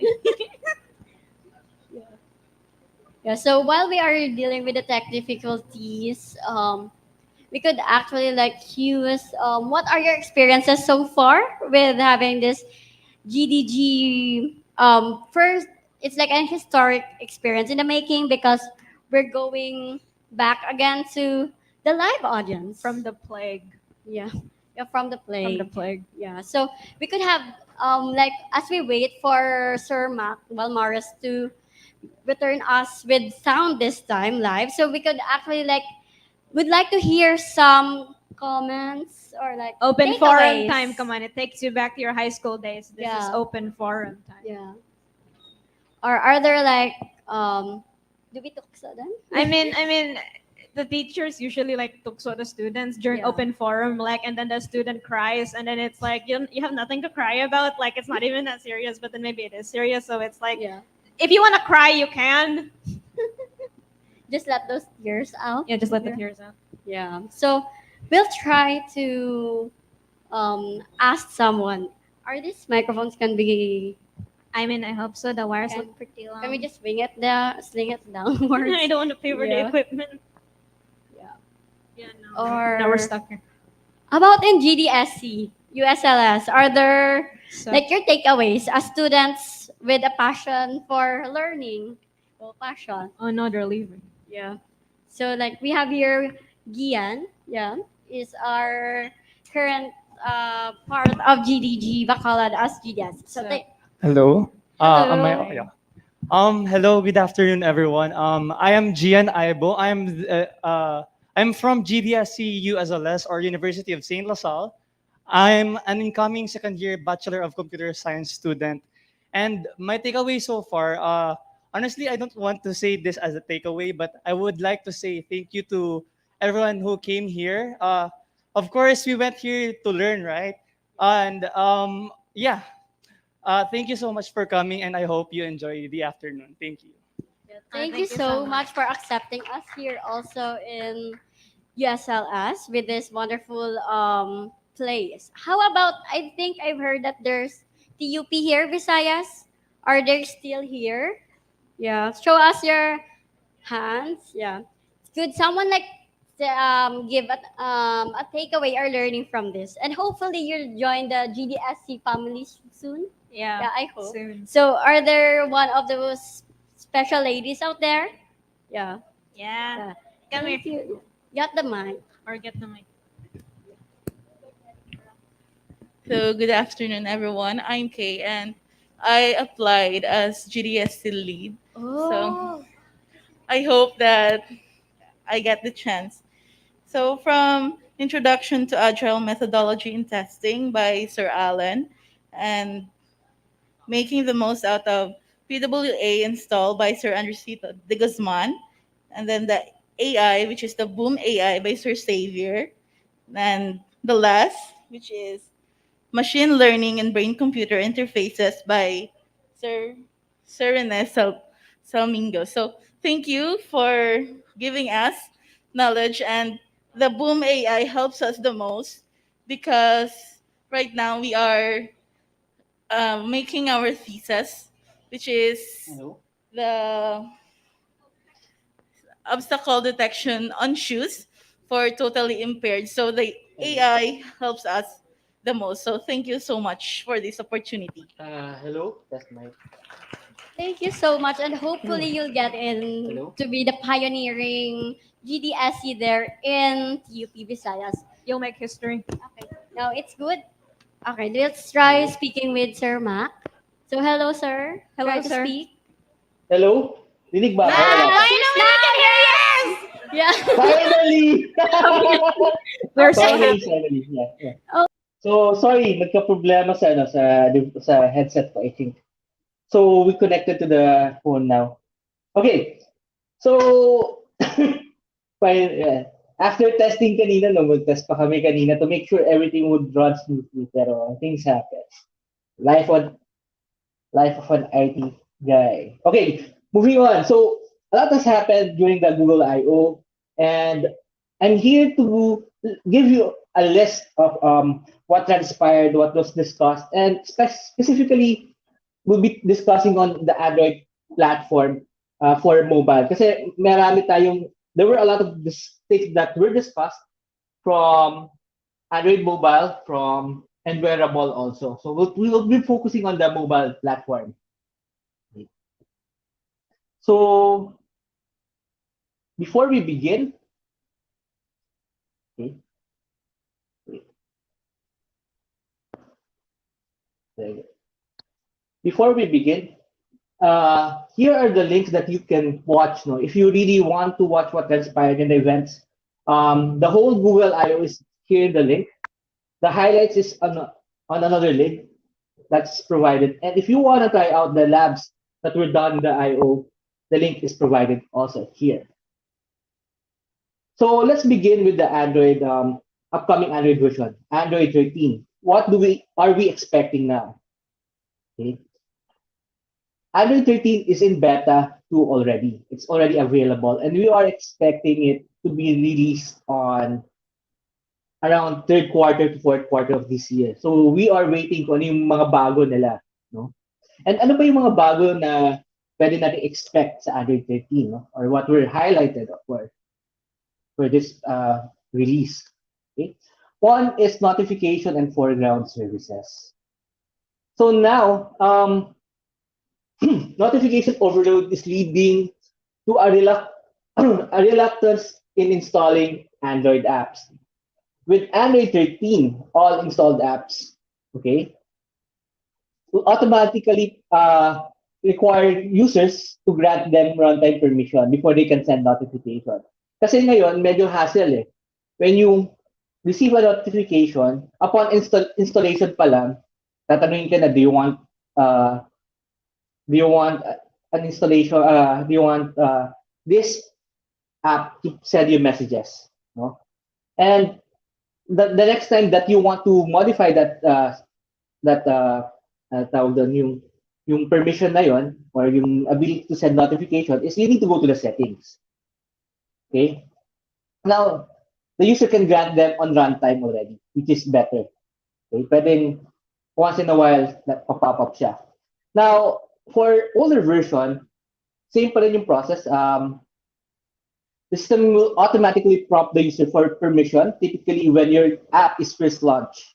If the user taps don't allow from this dialog, your app is restricted from sending notifications, and the user isn't prompted again until they uninstall or reinstall the app, or you update your app to target Android 13. So, yan yung default behavior na kinuwento ko rin kanina.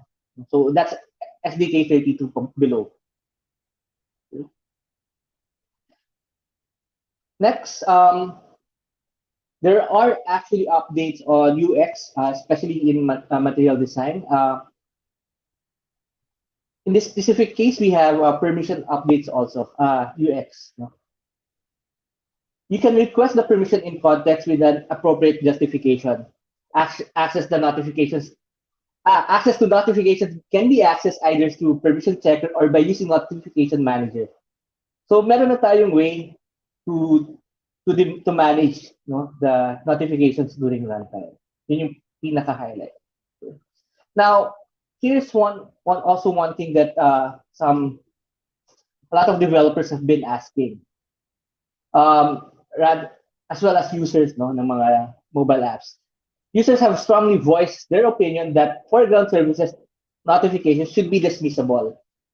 So in Android 13, it will be supported. What do you mean by dismissible? It closes properly, no?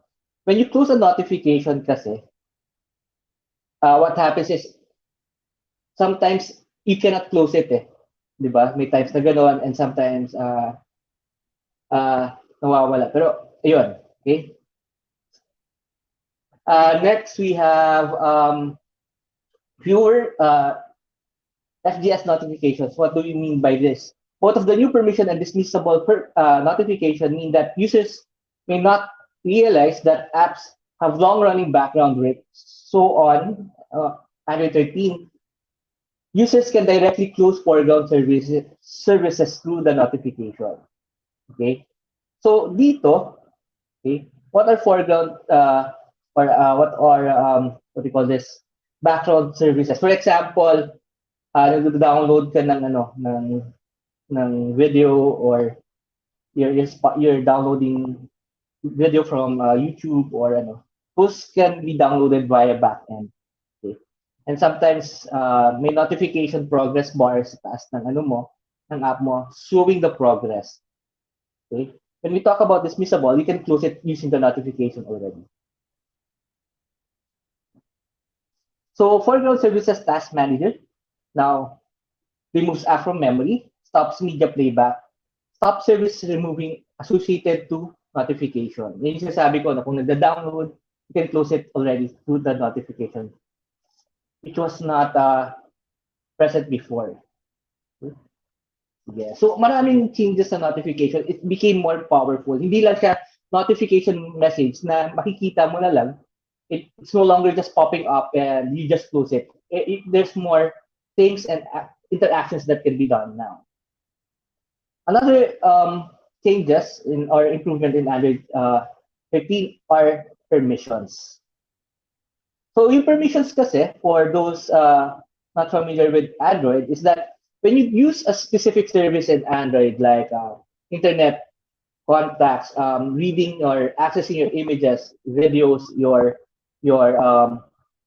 other assets in your phone, no? Especially the ones that you own, we usually prompt the user to give us access to those. Unlike before kasi, I think it's in Android Lollipop below, wherein the Android platform can actually access your contacts as well as your images without you knowing. Ngayon, we tell we programmatically inform the user.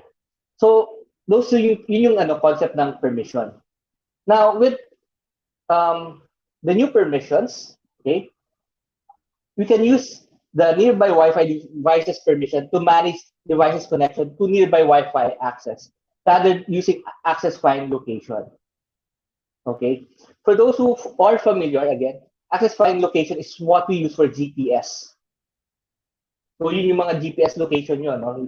Yan yung ginagamit namin to know where you are. Or rather, where yung latitude and longitude nyo. But now, we can also use nearby Wi-Fi devices permission.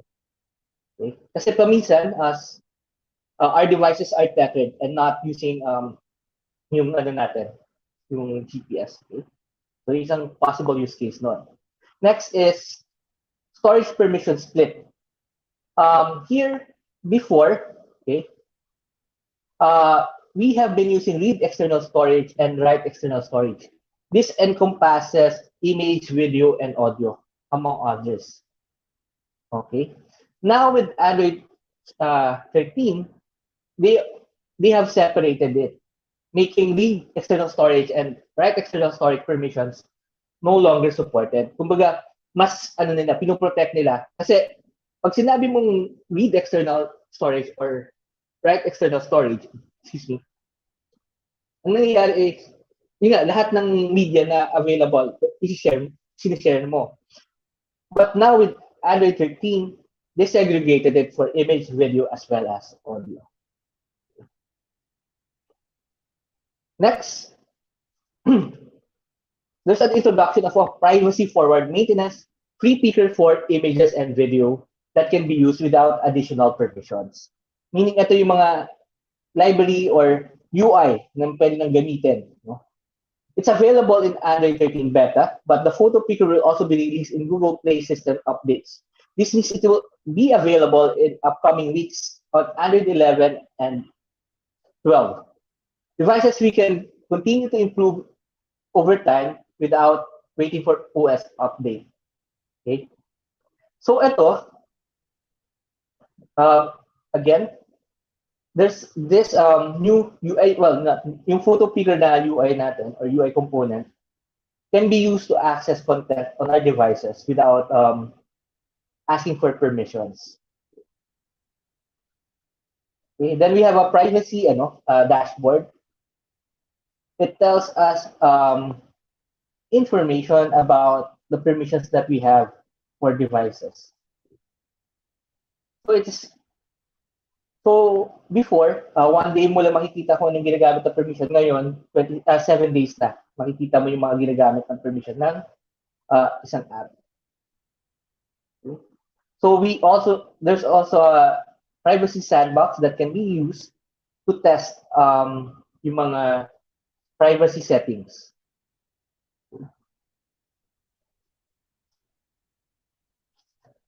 Okay, skip na natin yan. So, one of the things that sorry, this one is more on kasi battery and lifespan. So yung next part one of the biggest things that Android 13 is improving on is performance. So let's go back. Why performance? Well, technically, when you use a device, mobile devices are battery dependent, meaning uh, when we use it, the time we can use it is only dependent on how much battery it has left. The lower battery it has, the lesser features we can use. Sometimes, di ba, I think you've experienced yung camera ayaw ka nang pakunan ng picture kasi battery low na. Sometimes, you experience certain battery saving measures, right? So, that happening, okay, see, tawag dito, Android provided several improvements on performance to help save on battery utilization. So, yun yung diagram na to. However, battery life is manufacturer specific. With the new Android 13 release, battery management can be done kasi magkakaroon na tayo ng API to check it as well as manage, well, technically check kung how much memory and battery we are using. Okay? So yun yung challenge kasi. So our phones, unlike sa iOS kasi iOS is all of their devices are created by one manufacturer, which is okay, yung mga iOS devices natin. But in Android, we have different devices, and specifically if you're doing using Kotlin and you're familiar with Kotlin multi-platform, you can also use iOS there. So yung battery utilization natin, hindi katulad we have to think about a lot of things and a lot of devices sometimes. Okay? And there's no standard defined way of managing it. With the new Android 13, meron na. Very, very important yung battery utilization na yan. Next, with as I mentioned earlier, yung battery yung battery life or lifetime ng mga yung battery design or yung management ng device is actually created by the manufacturer. So Google is trying to standardize and automate yung mga restrictions on a few levels, so apps know what level they are and what restrictions they could be facing. Okay. So this is for battery usage. Next, we have new background rules. In Android 13, the system places app in the restricted standby bucket and places new limitations on the work that your app can do when the user places your app in the restricted state for background battery usage. This actually, you can call get app standby bucket to see which standby bucket your app is in, and the details of all of this are documented in Android 13. Okay, so personally, I haven't tested this yet, and from what I've seen and learned, so when you create your app and it goes to the background, it's put in a specific memory allocation, and that will save because andun siya sa place na yon, it can save again, nasa battery pa rin tayo, so it can save battery utilization. Okay. Next, to improve your ability to send high priority display messages, Android 13 will be decoupling high priority messages quota from standby buckets. Sending high priority messages that result in display notification will see an improvement in the timeliness of message delivery, regardless of app standby bucket. So dito, sometimes yung app natin, with the new priority, when your app gets a message, if you set the message priority to high priority, makikita ka agad yun. Okay. Next, we have job schedule improvements. So job scheduler helps us balance our apps and yung ano natin, yung apps natin. So here we have job scheduler has improved how it handles job marked as prefetch, aiming to run them closer to the next estimated app launch time. Okay. Next, we also introduced new priority API to provide job scheduler with more information it can use in its execution policies. When an app has multiple jobs ready to execute, the priority API helps sort within the app's own jobs. The priority API is not used to sort jobs between apps. So for one application lang yun. Job scheduler will also use this priority to know which jobs are appropriate to stop first when the system is low on resources or in critical state. Next, improve responsive device health. Job scheduler has improved its responsive device health and will stop jobs when the device is in a critical state, such as when the device is getting very hot or when the quality of cellular network is very poor. So, ayan, yung mga bago. Next, we have new minimum resumable size. Okay. The set new minimum network chunk bytes API lets you tell job scheduler to schedule the minimum amount of data you can transfer with support for pause and resume, allowing job scheduler to better determine when job should start. Okay. Now, for me, one of the things that I was really yung nag-focus ako was the security. So, aside from the battery, one thing that I liked during the I/O was the security. So, here, when your app sends an intent to an exported component for another app that targets Android 13 or higher, that intent is delivered if and only if it matches the intent filter element in the receiving app. This is possible through content providers. No? So mas secure na siya ngayon. It's no longer parang broadcast. You need to define yung you need to specify yung element. So other changes. The parcel APIs are being deprecated in favor of ones that require specific type. So next we have bundle. Items that with custom types are now lengths prefixed and deserialized when received. Then we have attestation and APK signature scheme 3.1. Okay. So other new stuff, actually mapapansin ang daming changes, daming updates natin. Okay. So we have here the opt-in behavior.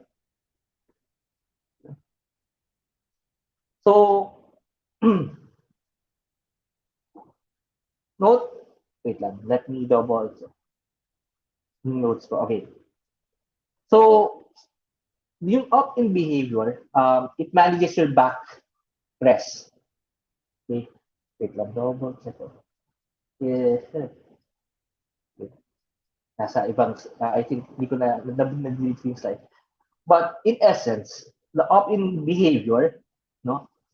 Well, you can actually check it, yung UI experience when you press back is changed. You can now see where you're going back to. Diba, when you press your back button sa phone or you click your back option, hindi mo alam kung saan ka pupunta eh. Now, with the back opt-in, you can see where you're going to or where you're going back to. So, ayun. Okay. So, these are sample codes. Next, there's a lot of improvement with the camera or media. So here, one thing that we can is being highlighted is that yung high definition support ni Android for media content.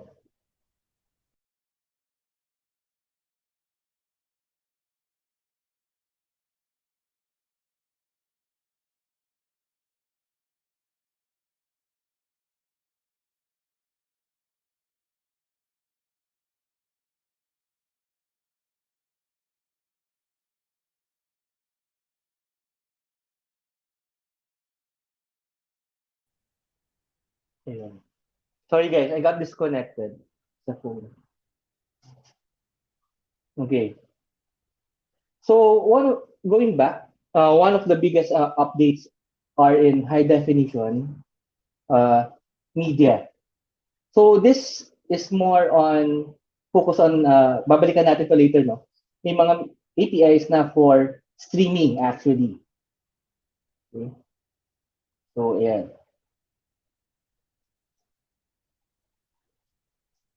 Then we have themed apps already. So you can create themes for your applications. Next, we have programmable shaders for those who are using Canvas. No? This is for those who are doing mga games, 2D games, rather than using yung predefined, yung mga layout natin, they're doing animation here. So, ayan. So here's a summary of changes. No? Without targeting under 13, FGS Task Manager, okay, wait. Ito yung yung mga na-discuss na pala natin kanina. Okay? So in essence, we discussed the battery utilization, security, no? And this one, yung shaders, icons, and theme apps. Now let's go to Jetpack Compose. So there's a lot of things happening here. Maybe can I ask the audience who here? Maybe the organizers can help me get a head count. Who here has used Jetpack Compose already? Yeah. Either for work or for self-studying. Para lang may idea ko who here has an idea. Kasi I believe not a lot of people are actually using Jetpack Compose in actual development and not much has been parang publicly taught. So most of those whom I know na may alam sa Jetpack Compose are self-taught usually or affiliated with foreign companies. Okay? So again, can I ask for a raise of hands for of those who already know or use Jetpack Compose?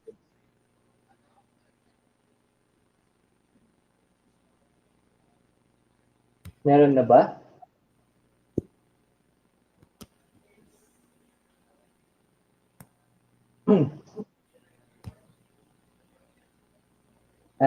I cannot see well sa Okay. Yeah. Oh, there's some. Yeah. there are some. Okay. Para lang sure ako kasi so Jetpack Compose was introduced has been there for a few years. It's a new way of using UI kasi for Android. The way we have been doing it is that we create an XML layout or XML file and we create the layout there. With Jetpack Compose, it's different. It feels for me it's similar how you create your layout using Flutter, using JavaScript. So ano siya?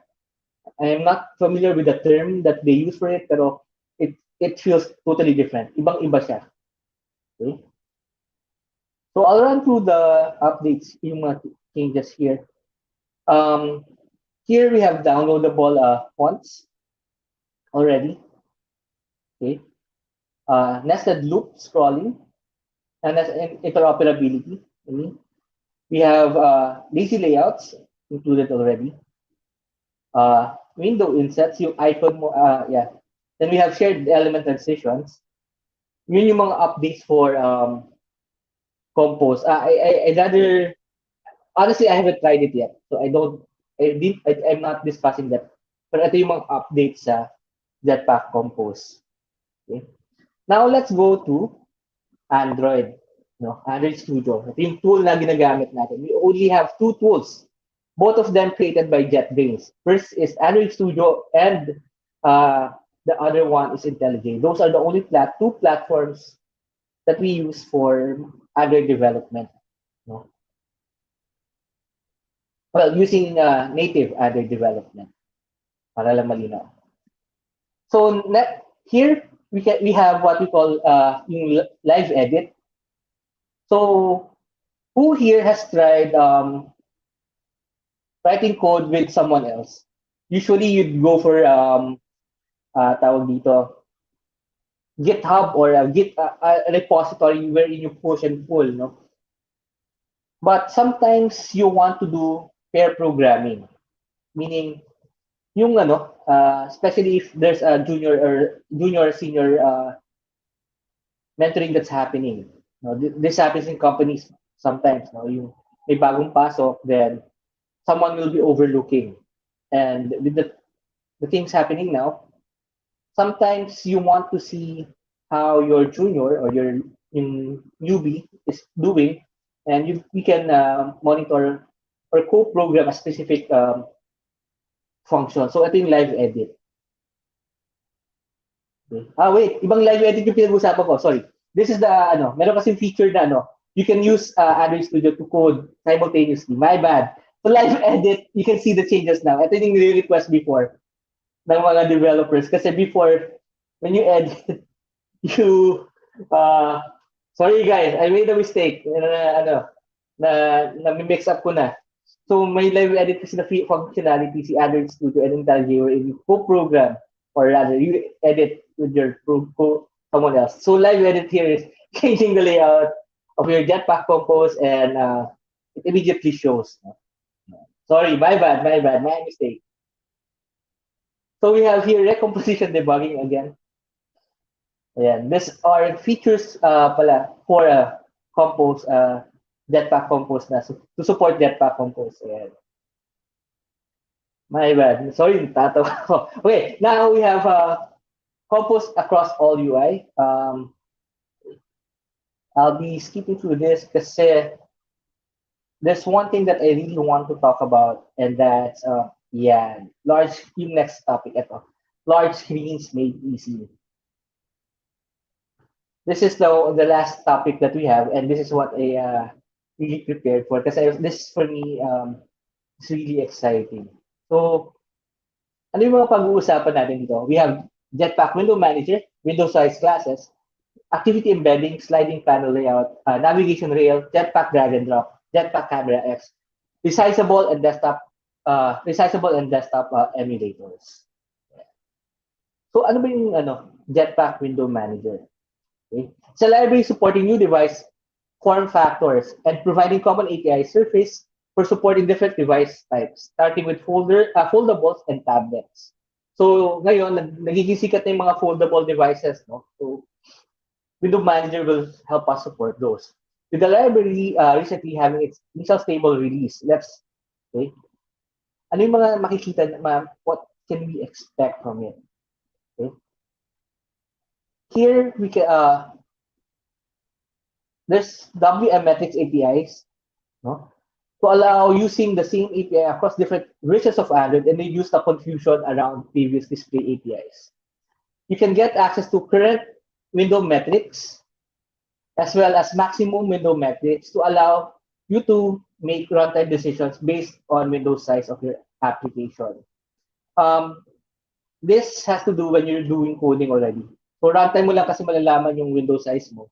So we can use window metrics, no, rather than yung window manager before. Okay, so we have now window manager also allows observing display features, describing fold position and postures for foldable devices. So meron na tayong closed na state, unfolded state, and tabletop state. Yeah. So next we have window size classes. So we have 3: compact, medium, and expanded. Okay. So yung compact represents our smartphones in portrait. Medium represents foldable and tablets in portrait. So portrait yung basis natin. And expanded represents tablets and landscapes and Chrome OS devices. Okay. This provides opinionated layout breakpoints on for us to know how to adapt our UI based on screen size available yung ano natin, our app is available on. They are also aligned and documented with material design guidelines already. Okay, ayan. So, ito yung maganda. Oops, sorry.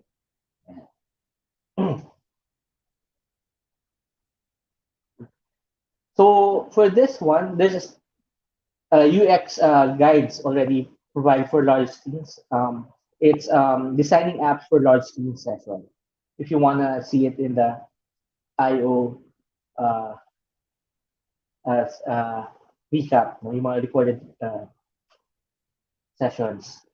Next, we have implementing Android apps for all screen sizes. So, yun yung pinaka-challenge, one of my challenges way back when I started Android development kasi ang dami-dami nating sizes, hindi siya standardized.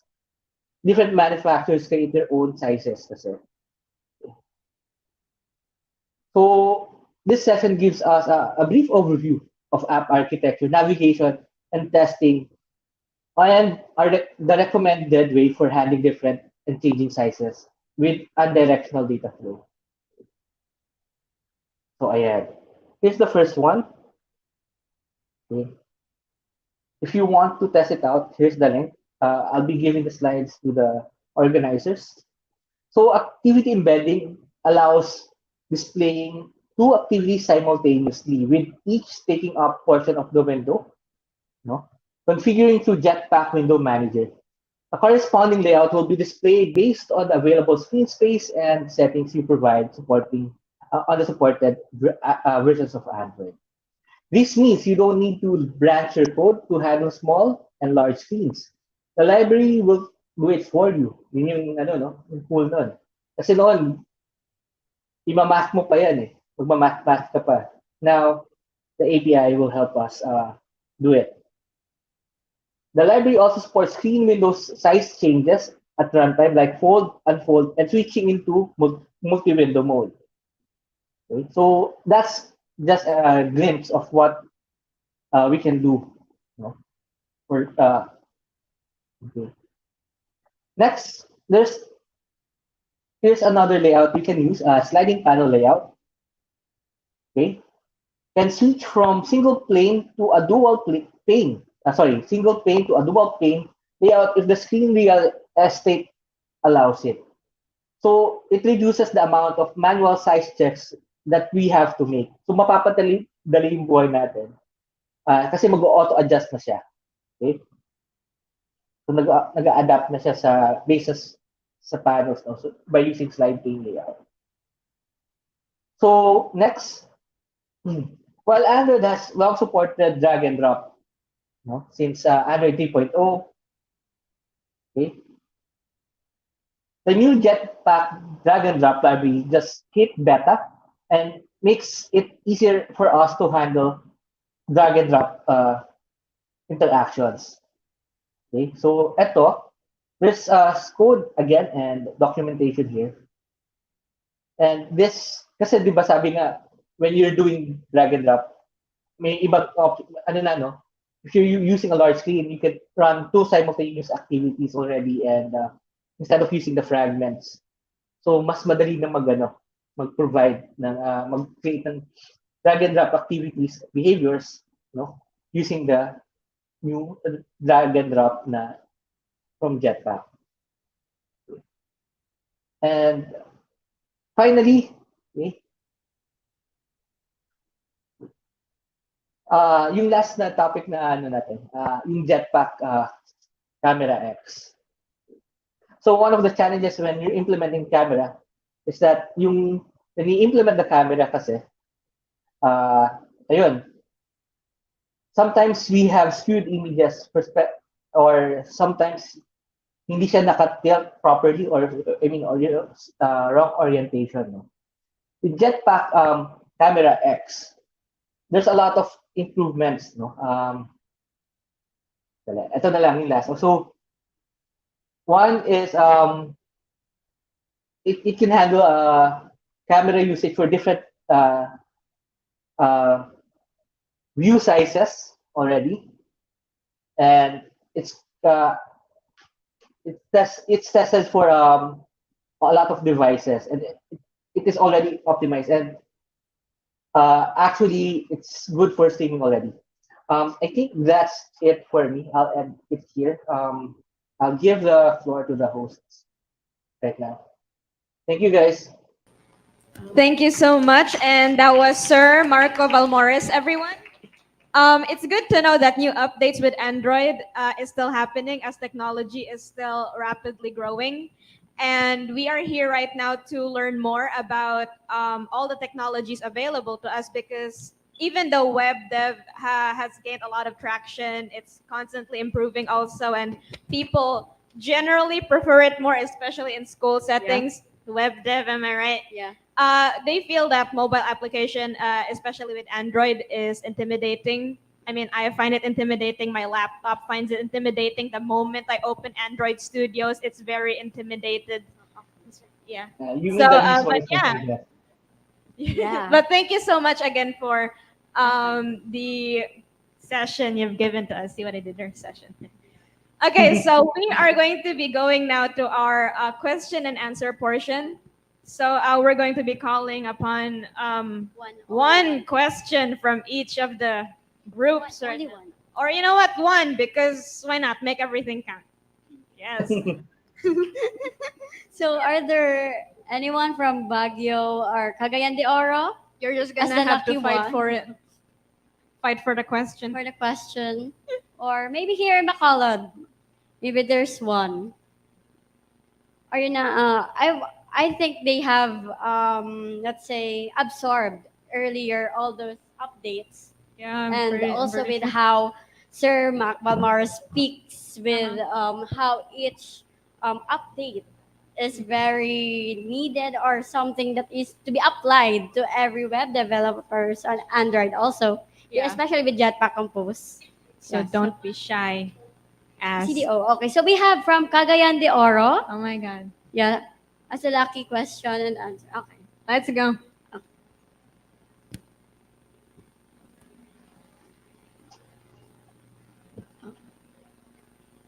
Yes, go ahead. Yes. Okay. So yeah. Oh yes. Okay. Okay, let's just put with Sir Mac. Okay. Or you can also throw the question. Okay. Oh, we do not hear it. Okay, Oh, yeah. never mind. There Yeah, it is. we can hear it.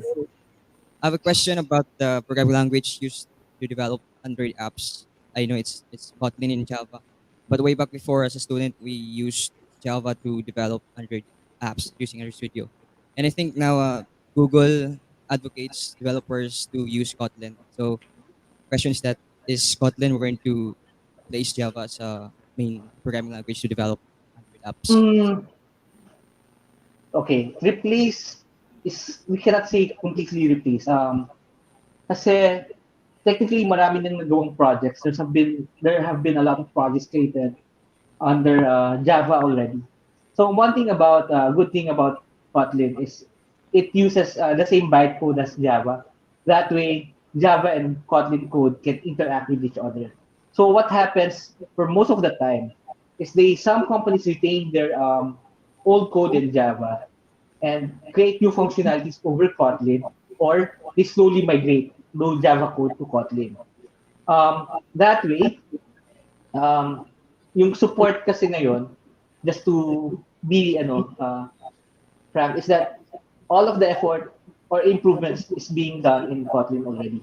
There are no more or little improvements in Java. So, syempre, that being said, everyone parang is inclined or more motivated or will get more benefits if they use Kotlin for development. So, yun yung take ko doon.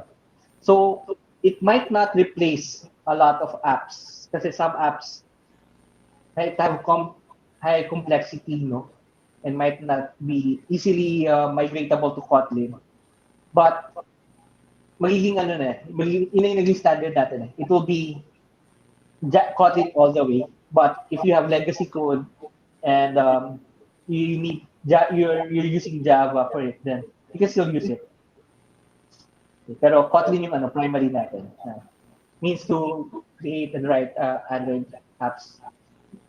Well, since 2019, I guess, or 2018. Okay. Can I have a Thank you. question? Ay. Okay. I hope that answers Yes. the question. Okay. Thank you so much. Okay, so this event is made possible by GDG Bacolod, GDG Baguio, and GDG Cagayan de Oro. And of course, thank you again to all of our speakers who came in here today and gave us their time, their energy to Give teach your every hands. single one of us. Give yourselves a round Yes, of applause. making us a community once more. So also making this event possible are our partners, the USLS Department of Computer Science, Information Technology, and Entertainment and Multimedia Computing, Teraki team of the University of the Cordilleras, and Innoview Solutions Incorporated.